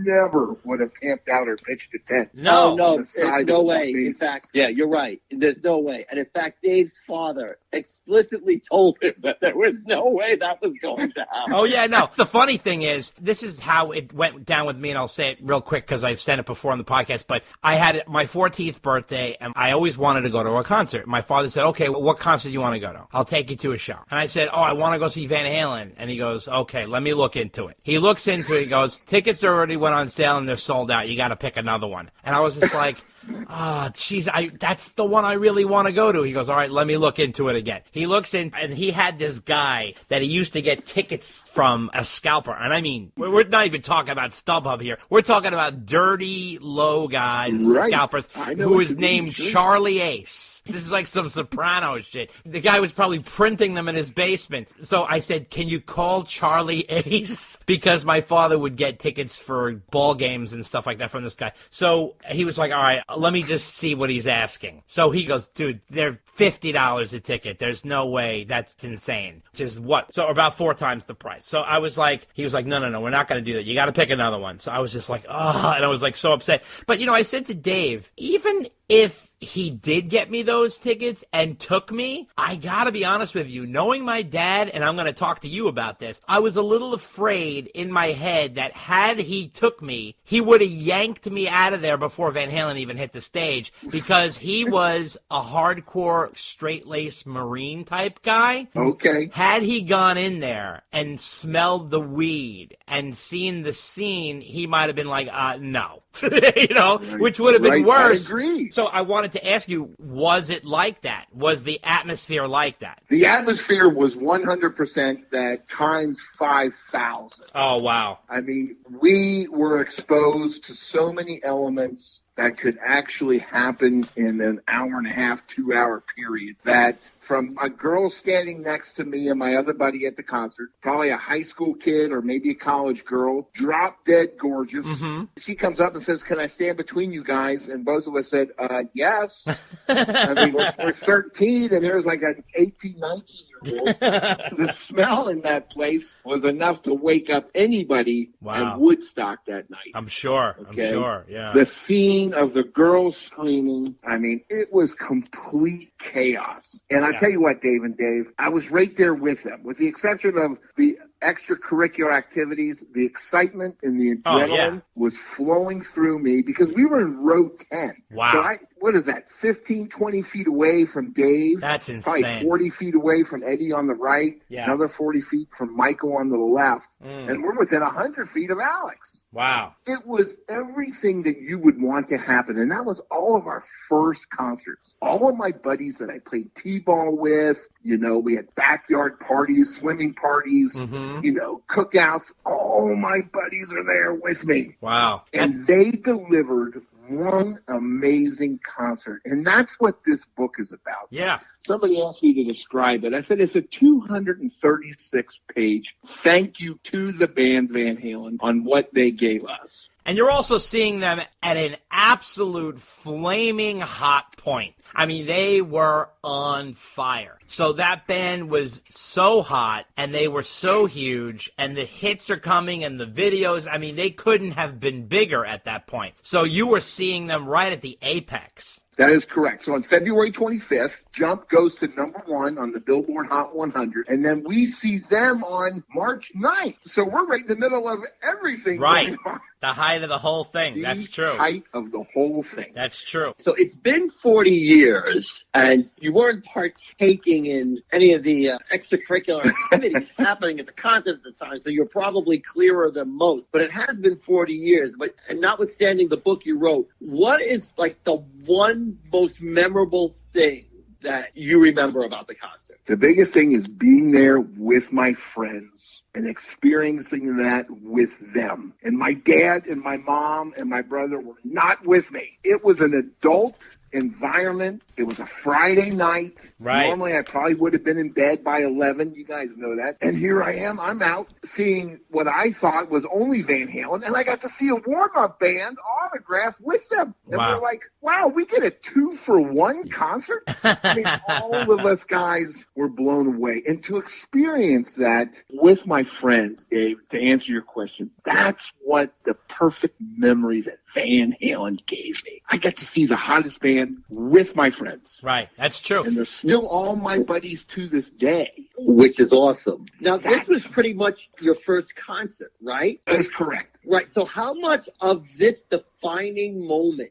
in your life that was so defining that you wrote a book about it was Van Halen versus your first concert experience? I'll tell you what, after I saw Van Halen, I couldn't hear for about 3 weeks, okay? Ringing in the ears, migraine headaches. No, all kidding aside. I didn't see my next concert for a couple years.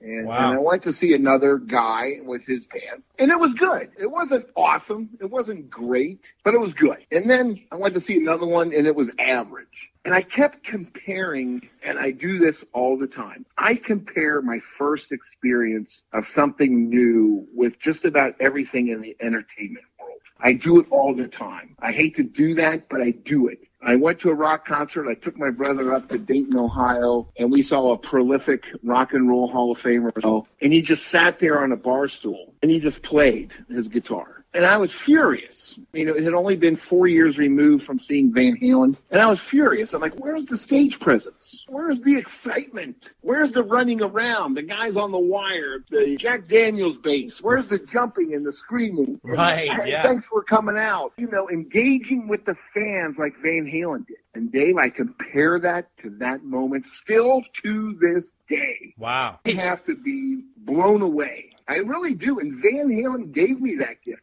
Sometimes I even think, what happens if I saw a different band before I saw Van Halen? Would I have ever gone to another concert again? I don't know. I just don't. Yeah, that's true. So now, getting back to getting the tickets, somehow, we don't know how, you found out about it. And how did you rally a parent to even agree to take you to get the tickets? And what was that experience like? Well, that's funny you say that because it goes back to what we were all talking about. So one of my friends had an older brother that was 17, and they were 2 of 8 kids. So this father was a E6 in the Coast Guard, and he was a pharmacist. So he's already been around the world by the time he was 33. And he said, hey, what's 4 more kids to take to a concert? This is nothing. This is a drop in the bucket. Right. When you have a family that big. He said, all the parents, you buy me a ticket, and I'll take your kids. And then my other buddy, his dad was a Cincinnati cop. So now you have 2 parents wrapped around the concert to protect us from what, guys? I have no idea because nothing happened. But back in 84, you know, You you're don't 12, know. Yeah. your parents were only 30, maybe 29,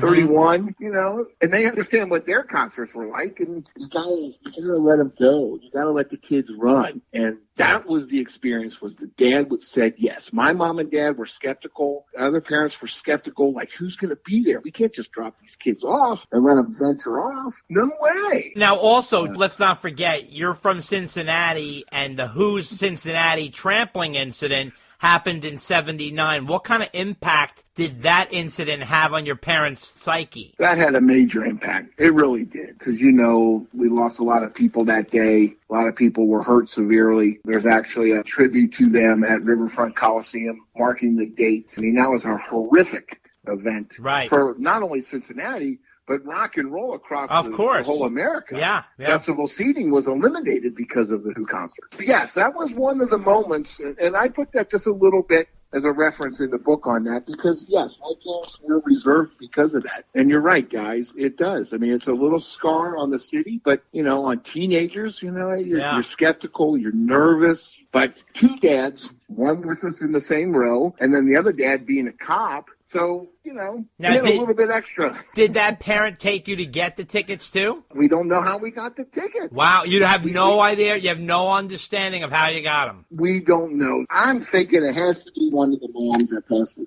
because, a lot of the stay-at-home moms back in the early 80s, they were still staying home or a part-time job. My mom had a part-time job. She might have went. And how in God's name did you end up in the 10th row? Well, that's funny because nobody knows that either because you would have had to have been at the window really early. You would have had to have been like number 2 at the window at Ticketron. Yeah. You would have had to have. So that is the missing piece. The book is in great detail as much as we can on that night back in 84, but that's the missing piece. We can't find out who got us the tickets. Well, why don't you tell our listeners a little bit about your crew? What are the names of each guy and characterize them? Sure. Todd Zimmerman, very outspoken. Back in the day, he had ADHD. So on the van ride over from the house to the gardens to see Van Halen, he had just learned Delirious by Eddie Murphy. So he was reciting some extra words that some of us never even heard of on the van ride over. Was he your age or older? Same age. We were all 7th graders, 13 years old. Okay. We played baseball together and soccer together. Nice. So then my other buddy, Mike Myers, same thing. He was in the same school, same grade since 1st grade. And his dad was the one that took us. And his older brother was also at the concert, and we put him in the book as well. And then the other buddy is, of course, Chris Berger. His dad was the cop that night. Right. And then Mr. Myers, the guy that took us, and then Skip Berger was the policeman. So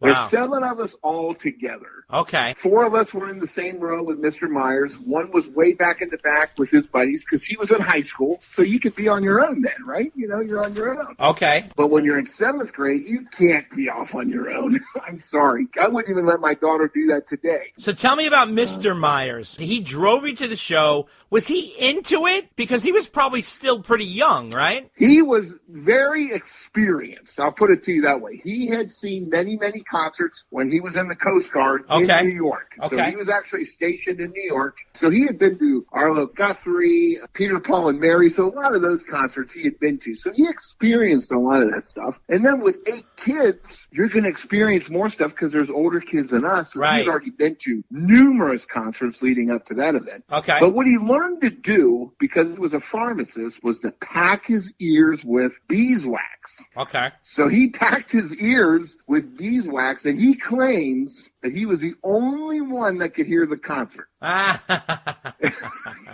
That's interesting.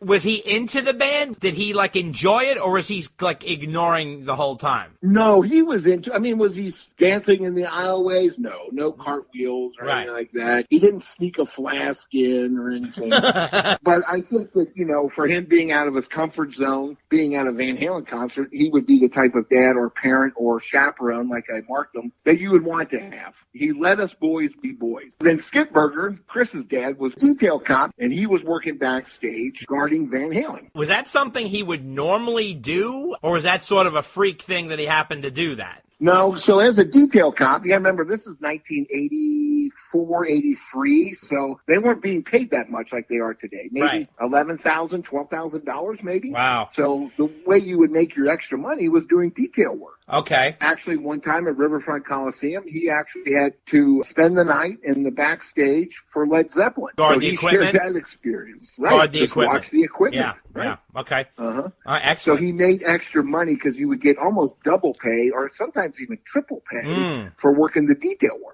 Wow, that's awesome. So he signed up for this concert probably 30 to 40 days in advance, and then it just correlated that all of us were going. So he was already signed up to work Van Halen before we even got tickets. Okay, so now, how would you describe the crowd? What was the age range like? Were you on the younger side? I would just turn 13. So my birthday was February 24th. So right before the song went to number 1, right. I just turned 13. Mike was the oldest, turned 13. probably 6 months earlier. Chris Berger was only 12 when he saw Van Halen. And then, of course, Todd Zimmerman was 13 as well. No, but I mean, like, So- the crowd itself. The crowd around The crowd you. itself was probably 19, 20 average age. Okay, 21. okay. What was the male to female ratio? Was it mainly guys, or was there a lot of women there too? You know, I don't remember that. I only remember the girl standing next to me. Okay. Now, she probably doesn't remember me at all. but, No, of course. Now, did it ever feel like it got out of control, like a little nerve-wracking? No, not at all. Okay. Not once. Okay. No mayhem, nothing extracurricular, no fights that we saw, nothing. I mean, it was a full-fledged, all-out born, excellent event from start to finish. Is it true, I remember reading in the book, that your daughter was the one who kind of inspired you to write the book? That is correct. So this is my 7th book that I have written. So we were at the Rock and Roll Hall of Fame, probably be about 2 years ago this spring. We were there, and she screamed, "Dad!" And you can recognize your kid's voice from a million miles away. And I ran up, and there they were, right there at the tippy top of the Rock and Roll Hall of Fame. Right. Eddie Van Halen's Frankenstein guitars behind a glass-enclosed shrine as a tribute to him. And I told her, I said, "Have I ever told you about the Van Halen story?" She said, "Dad, you have told me that a million times. Why don't you just write a book on it?" Oh, And I said, nice. "I'll be damned." So I took her at her word. I never shared it with her until the book came out, and then I shared it with her. So I had about a 45-minute conversation. I said, "And you say parents don't listen to kids." And I said, "Hey, here's one back at you. I took your advice and I ran with it because, it's important to share that with my daughter." And I took her to a concert some years ago when she was about the same age. And it was awesome to be there. And I felt like my buddies' dads did. What did you take her watching to see? One Direction or I something? took her to see Katy Perry. We were at the Indianapolis Square Gardens, and there was Yeah. probably 25,000 people inside that place. I mean, it was packed. It was the same thing. The stage was moving. She was moving, changing clothes. I mean, it was nonstop. So it was just felt like that Van Halen experience with me and my buddies as she did with her and her friends. Nice. So now, what are the other books that you wrote about? I've written one on baseball with my dad, how baseball and families and the history of going out back and tossing the ball with your parents. And I wrote a bicycle all the way to Florida. So I wrote a bicycle book about customer service because a bike shop said, "We can get you there within 6 months." And sure enough, in 7 days, I made it to Orlando, Florida. Wow.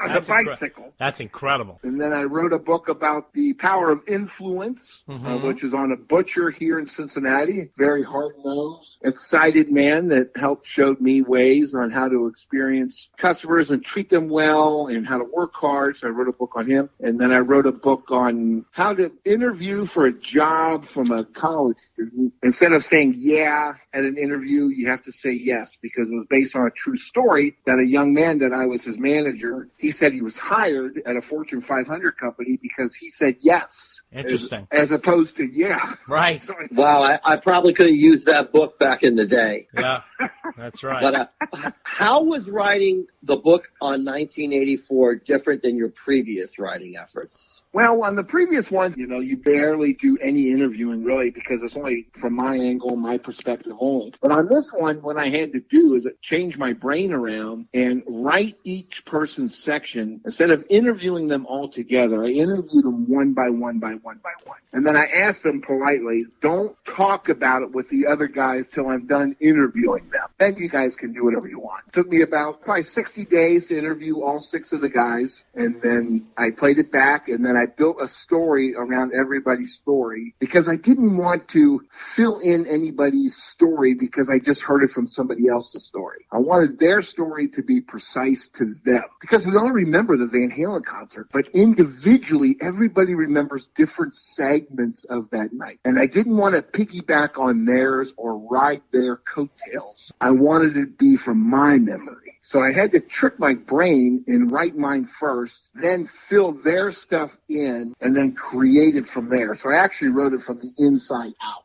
Interesting. Now, what moments from the show really stand out in your brain when you think back to that time? Any particular moments, like flashes of moments that come up? Sure, absolutely. The biggest one is being there with my buddies. Of course, that's the biggest one. I can celebrate that until I'm blue in the face. Right. Because that's what's important about it. The next thing is what's most important, I think, to the book and to my adventure that night is what Van Halen together gave me as a person. I love customer service. I am all over customer service. And they blew me away so much and changed my view on music. Because I was just an athlete. I was the big athlete, I thought. I was going to be Arnold Schwarzenegger. I was going to be the next Pete Rose. But then they welcomed me into the music and seeing live music in person. And that's what I remember the most. They weren't standing around. It's everything that I talk about when I'm an usher at the Cincinnati Reds. And you always got to keep moving, saying hi to people. Can I help you? And that's what Van Halen was doing up there. They never stopped, both of you guys. They just didn't stop. Right. I mean, there was so much energy that they were giving off. I mean, you could probably feel it between just our conversation. Yes, of course. Of course. So now, for example, can you picture in your head when you're going back into these memories when they open with Unchained and Dave's leaping off the drum rise or doing an Eagle split? Do those moments come up in your brain? They do, but not as vividly as when the curtain dropped and there was the massive speaker assembly. Right, that's true, yeah. That's what I remember the most, because I think over 40 years by watching music videos and doing the research on this book as well, you know, I had to watch a couple videos to make sure I got the clothing right. And sometimes that distorts our brain a little bit because you think maybe that's what I experienced, and then you find out, well, maybe I didn't. But Van Halen bringing down that curtain, and it was almost like staring down a big Bertha cannon right there. I mean, it was just massive. It was like nothing I'd ever seen before. Of course, that's my first concert, so I didn't have anything to compare it to. But, you know, I saw my uncle play. He had a speaker in the corner, right? Right.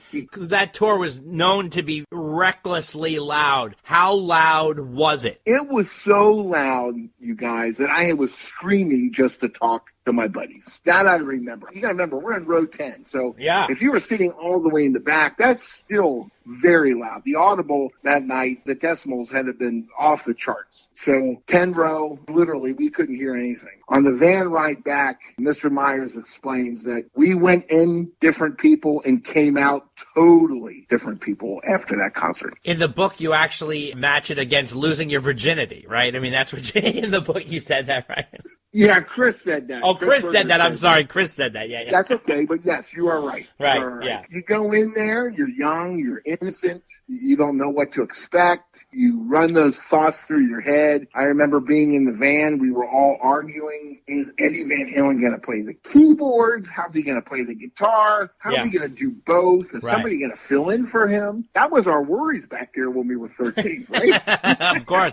Exactly. How is that going to work? And so now, in terms of the set, how much of the set list were you familiar with other than Jump and stuff like that? Like, how much of the other songs did you recognize? I recognized Panama, the Kinks song, the encore where they come back on, the Roy Rogers song. Happy Trails. Yeah, there was a few of them, but when I walked out of that concert, I had to work myself in reverse through Columbia House. I had to order The Diver Down. I had to order Van Halen 2. I had to order Women and Children First. I had to go up to Kmart and buy Van Halen 1. So a lot of those songs I was welcome to for the first time. But I had the 1984 album. I had all the songs. So when they played those, I could understand that. I was right in there with them. But hook, line, and sinker, they could have played any song and I was sold. Right. Because we were so mesmerized to be there. You know, you're watching them on MTV, you're listening to their music at home, and now you see them right there in front of you. That's why I think Eddie Van Halen, when he passed away, hit pretty hard for a lot of people. Oh, sure. I mean, it was like an icon of our ages. Yeah. We were right there with them. Yeah. You know? And that's a part of my past is with my buddies and Van Halen. And yeah, I was very sad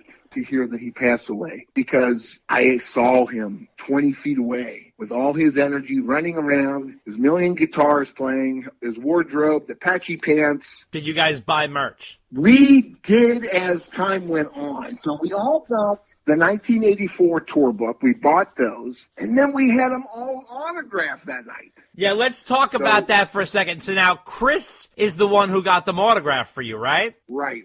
So now how did I don't want to steal his. No, we won't. We'll get into it. We're going to bring Chris into the conversation here. But did you get to see him before he went backstage? No, he was in the van ride with us over, and then his dad was able to work out the kinks, and I'll let him describe that. Right, we're going to get into all that, yep. But then we all went up to the merchandise stand and bought our own tour book. And then one guy bought a T-shirt, and then we were all given free painter hats that night with the Exterminator logo with the guy with the big mallet. Boom! Everybody received painter caps that night. So before the concert started, Mr. Berger came around and said, I need all your tour books. And then it wasn't until we all went back to school on Monday that Chris came into school with a big halo on his head. Yeah. And he was actually elevated and levitating down the hallway because he had all the tour books signed by the band. That is insane. Do you still have yours? Absolutely, I still have it. I put the picture in the book. That's great. That's beautiful. And Mr. Berger got you guys painter caps? Well, everybody got one when you went in that night.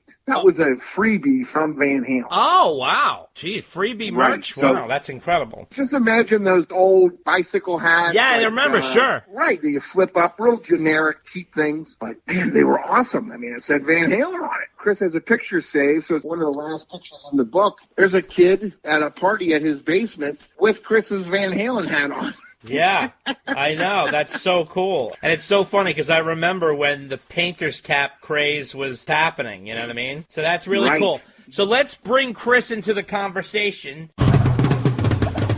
So we are doubly pleasured tonight because we are joined by Chris Berger, along with our friend Jim Serger, who is the author of Jump, the 40th anniversary of attending the 1984 Van Halen concert. Chris, thank you so much for joining us tonight. Hey, thanks for having me on, guys. I really appreciate it. Oh, absolutely. And so, Chris, you were initially not allowed to go to the concert. Is this correct? That is 100% correct. And my friends, Jim, Todd, Mike, used my dad as the pawn, being the police officer at the concert, so they could go, but I had no such luck. My mom and dad were like, there are no way you are going to that concert. Wow. But somehow he was really impressed with Van Halen enough to let you go. In retrospect, are you like, how on God's green earth did that happen? Oh, 100%. I think about it all the time. Even when Jim contacted me about the book and everything, it was always that thing where for once in my life, the rock gods actually were shining down on me,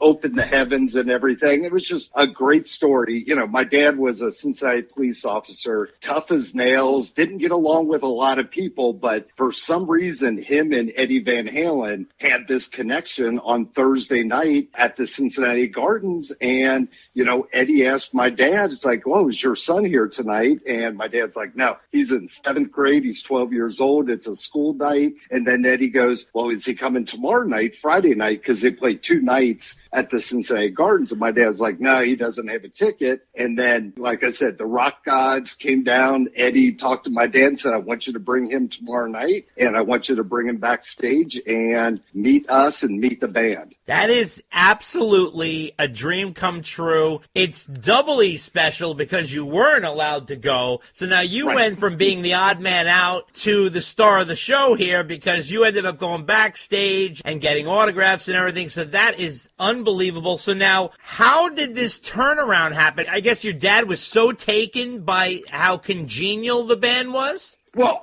just how nice Eddie was. And like I said, my dad is a tough nut to crack. You know, they had the connection and everything. And Eddie actually truly cared about what my dad did, asked him questions about being a police officer, kind of daily stuff. It was just incredible. My dad just thought he was just acting like a regular guy, not this mega rock star, you know, the greatest guitar player on the face of the earth. I mean, he really was receptive and really wanted to know about my dad, which just struck a chord. But that was one thing. My dad was convinced I could go, but getting by my mom, that was the second part of it. Wow. So, Wow, this is unbelievable. So now, tell me, how did they reveal it to you? He came back from the night before, and what did he say to you? When did you see him? well, I never saw my dad because by the time the concert was over with, he probably didn't get home until 12 or 1 o'clock, and then he worked first shift, so he was gone at 6 o'clock in the morning. Wow. My brother and I got up at 6:30 for school, but I remember I walked down for breakfast that morning, and I go sit down at the kitchen table, and there is the newspaper clipping that's in the book of the review from the Thursday night concert from the Cincinnati Enquirer. And I looked at my mom and was like, thanks, rub this in my face. You know, all my buddies are going. I'm not going.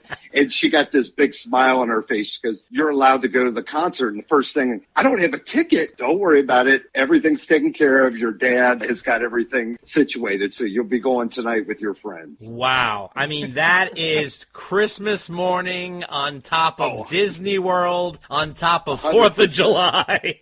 That's just unbelievable. Incredible. So now, when they dropped you off, where did they drop you? Well, that's the funny thing because, of course, no cell phones. I mean, we had the rotary phone in the kitchen and stuff, but it was just crazy because we pulled up to the gardens on the side of it in the parking lot, and out of nowhere, my dad shows up. You know, he's in full uniform and everything. I was like, how did this get coordinated and everything? And then Jim and Todd and the other guys, they walked to the front of the gardens to go through the turnstiles, and my dad took me over to the side of the gardens. You know, I'm 12 years old. I've never been on this side of town before. I'm just like, what is going on here? You know, wow. It was dimly lit and everything. He knocked on this side door, and one of his buddies opened the door. We walk in, and I'm in the Cincinnati Gardens, but still I was like in awe. I had no idea. I mean, it was a 12-hour span where my head was in the clouds massively. Wow. So now, your dad, was it the first night that he did detail with Valerie? Yes, that was the first night. Okay, Yes. tell that story, with what the your dad... concession stand. What does Valerie want to go to the concession stand for? You know, you think about now, you see all these spreads with all these rock stars and movie stars and everything. They've got the green room with 5-course meals and everything like that. Right. But she wanted to go to the concession stand. It's just a funny story in itself. I think it really just symbolizes how genuine and real people that Eddie and Valerie were. And Ed really appreciated that your dad sort of took care of her, right? Because she almost got rushed by fans because they recognized her. Oh, yeah, Now, exactly. Obviously, she's a huge TV star at the time on top of being married to Eddie. So that's really interesting. So now he gets you in there. When you come in, did he put you in a green room? Where did they put you when you came in there? Well, here's the thing. Once I came in the side door, I mean, this happened so quick. We started walking down this corridor of the gardens, and I'm like, all right, you could see people bustling around. You could see the tour crates and everything moving around. And the first thing I remember seeing was just a bunch of beautiful 80s women, you know, the big aquanet hair and everything. Course, and yeah. I'm like, oh my gosh. Like, I'm 12 years old. It's like, this is the greatest thing in the world at this point. Wow. And then, you know, my dad, we just kept walking a little bit further, and he just knocked on this door, and the door opened up. He went in and said, stay out here for a minute. And I was fine. I was just out there checking out the scenery and everything. Right. And after a few minutes, you know, he walked me back there, and I was in the dressing room of Van Halen. I'll never forget, you know, Eddie walking towards me, and it's like, oh my gosh. He held out his hand. I shook his hand. You also got to remember, too, I was 12 years old. This is my first concert. Yes, I loved Van Halen and everything, but I really didn't appreciate what that moment was until years later. Of course. Exactly. I mean, I wish that, you know, I could remember every second. I mean, I wasn't back there very long, but Michael came over, Alex came over, Dave came over, all shook my hand. They were just the nicest people in the world and signed autographs, gave me guitar picks. But like I said, it wasn't until years later I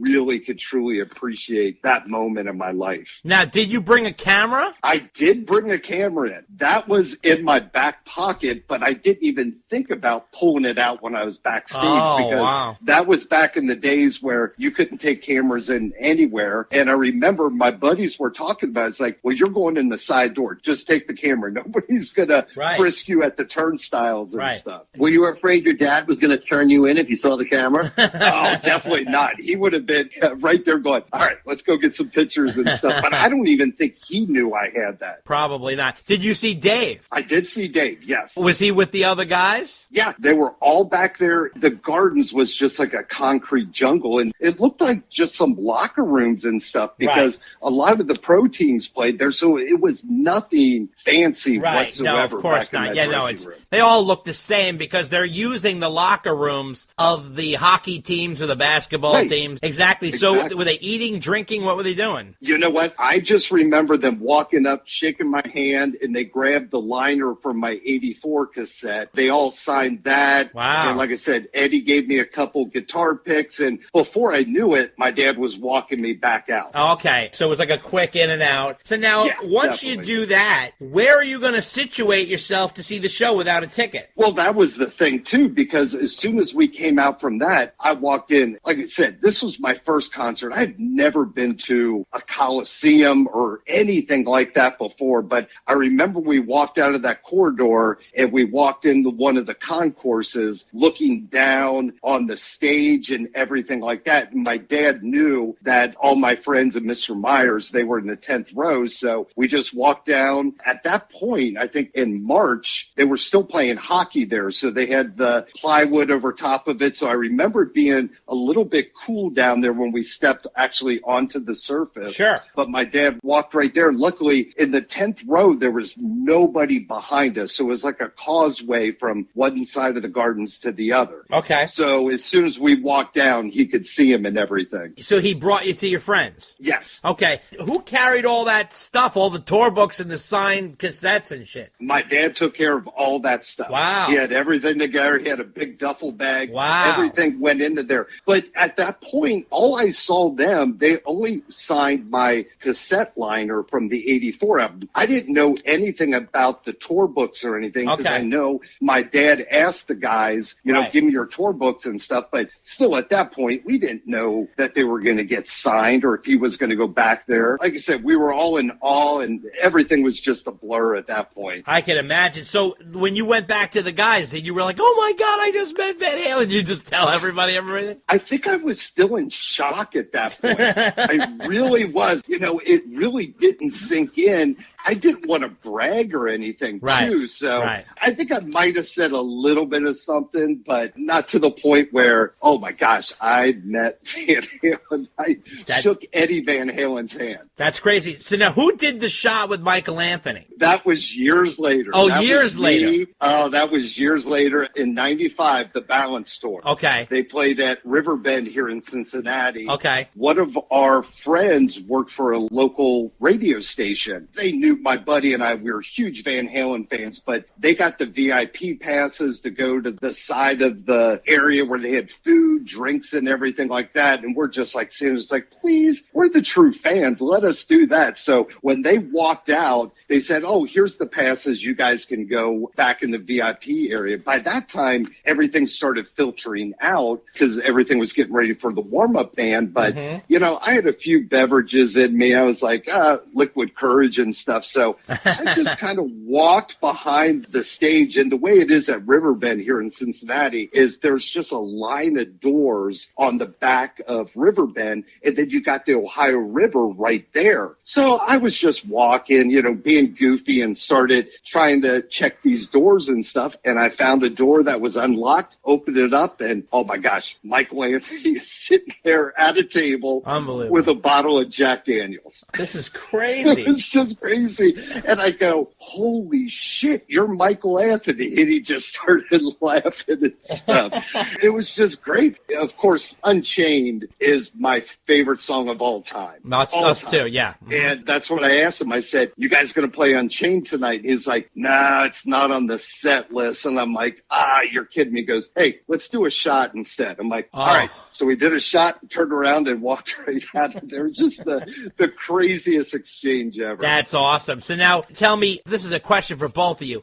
Once Van Halen broke up, Were you guys heartbroken about it? And did you continue to be fans of the band with Sammy? My first introduction to Van Halen was the 84 album. Jump, Hot for Teacher, Panama. That was my first, being 12 years old, hearing Van Halen. I started going back at that point. Diver Down, Fair Warning, Van Halen 1, and then I really started appreciating the band. But, 2 years later, when 5150 came out, it was like, I knew who Sammy was. I Can't Drive 55, just everything, the Red Rocker. And I was like, okay, I'm going to give it a chance. So I wasn't the Van Halen fan from back at the beginning. But as soon as I heard 5150 and Sammy, I was like, wow, that album is one of my favorite albums of all time. Wow. So I love Dave. He is Van Halen. Mm-hmm. I also think Sammy is Van Halen. Mm-hmm. But when I truly think of Van Halen, it's Eddie, Alex, and Michael. That is the core. Yeah, it really is. Right. The bass that Michael plays,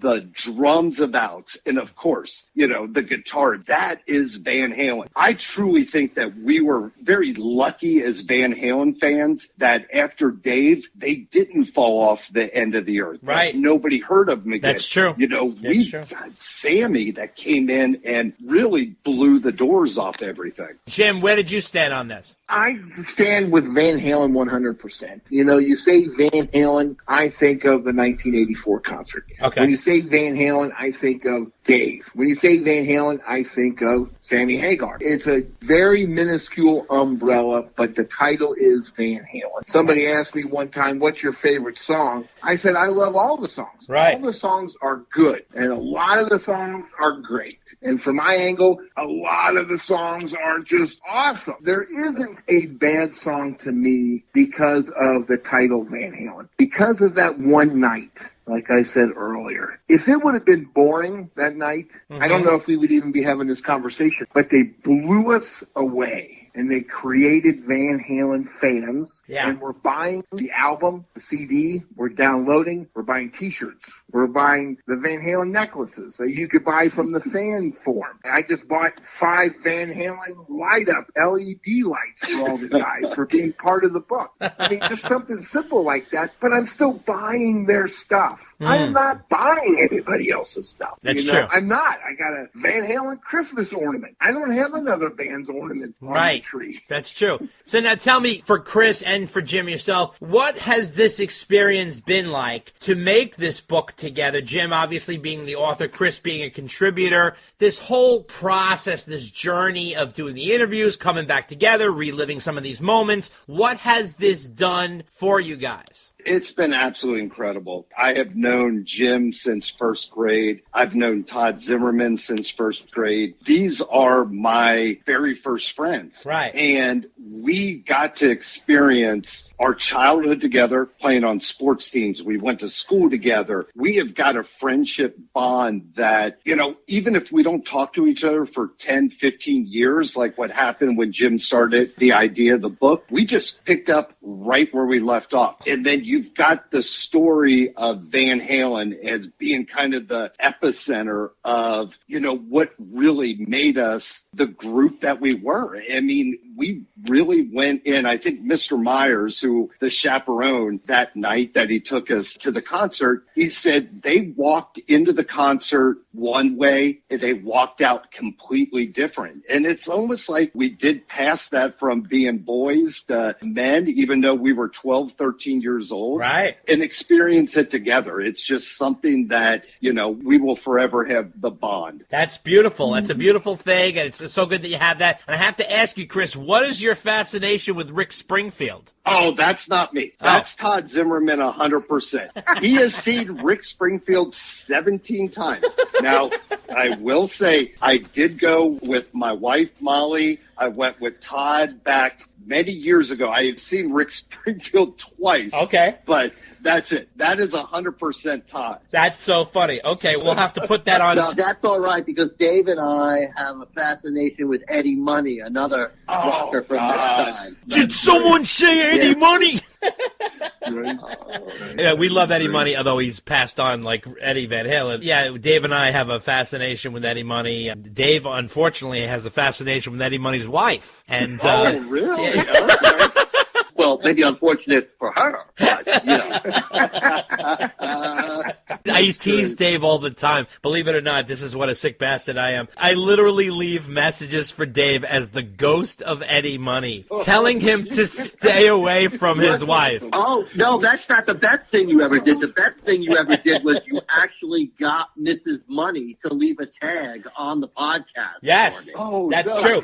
Yes, okay, let me explain. Yes, because what happened is she's actually a lovely, lovely woman. She's a nice lady, and I had to interview her for my job. I'm a journalist, and she's from Long Island, and I interviewed her about Eddie's, I think, his last album that he made and came out posthumously, and she was putting it out, and she was hesitant about it, and this whole thing, and I did a piece on it and interviewed her for it, and the joke was, back in the day, what happened was we went to see Eddie, and Eddie always was at a show with his wife. She was always there, and sometimes she was working the merch booth and this and that, and she's a very attractive lady. And so Dave made some sort of comment about like, you see Mrs. Money, that kind of thing. And I always played it up as the joke, like, Dave's after Eddie Money's wife. So I just, because I'm stupid and these are the stupid things that I do. And Dave, his voice cracks me up, so he's always like, you see Mrs. Money over there? And I'm like, just cracked him up when I met her. I said, oh, hi, Mrs. Money. Right.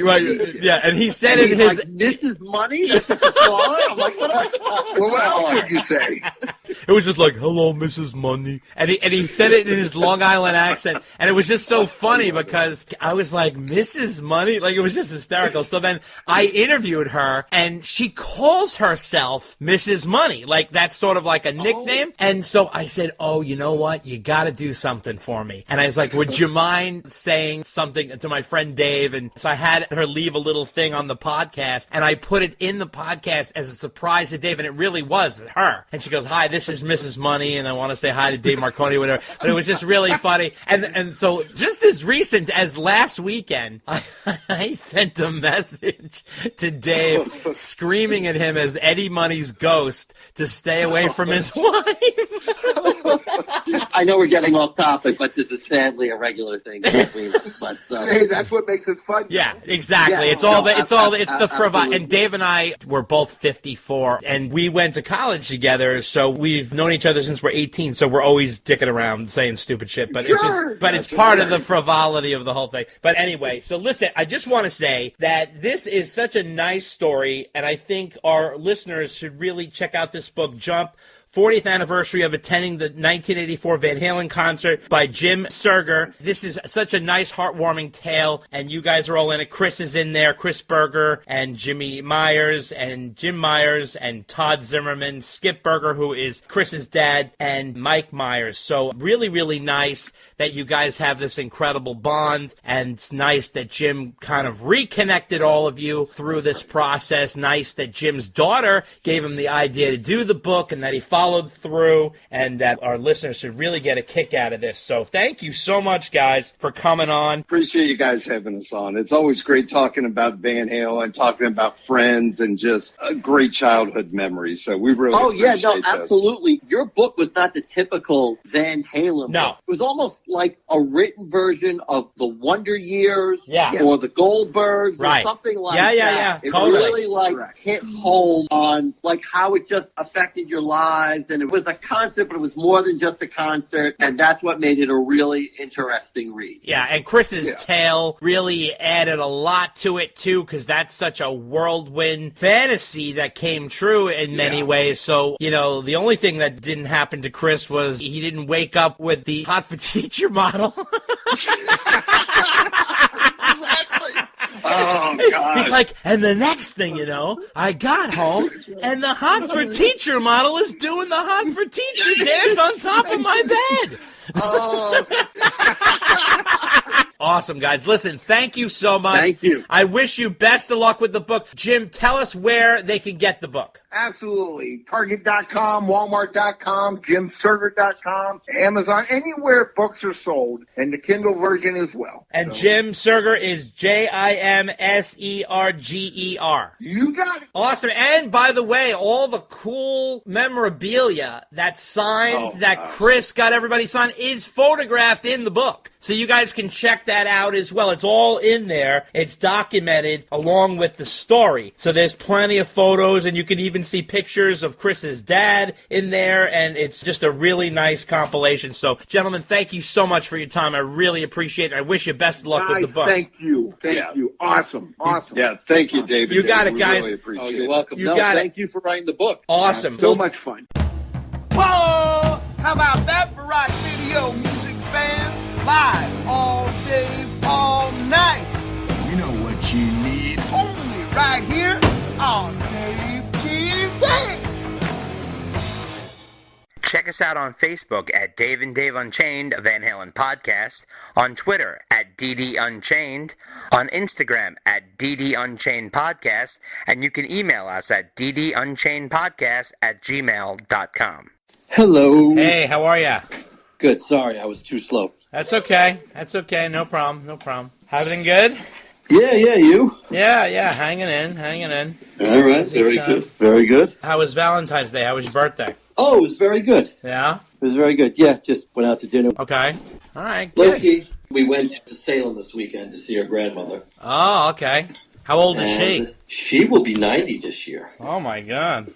I know. Yeah, God bless her. She's sharp as a tack. That's good, man. That's good. I know. People are living longer. I know. Maybe you and I will be lucky. We'll see what happens. See what happens, you know. You living together like Oscar and Felix. You keep wishing that on me. I like the way you phrase that. And I keep wishing that on you. Hey, come on. It's all for the goof.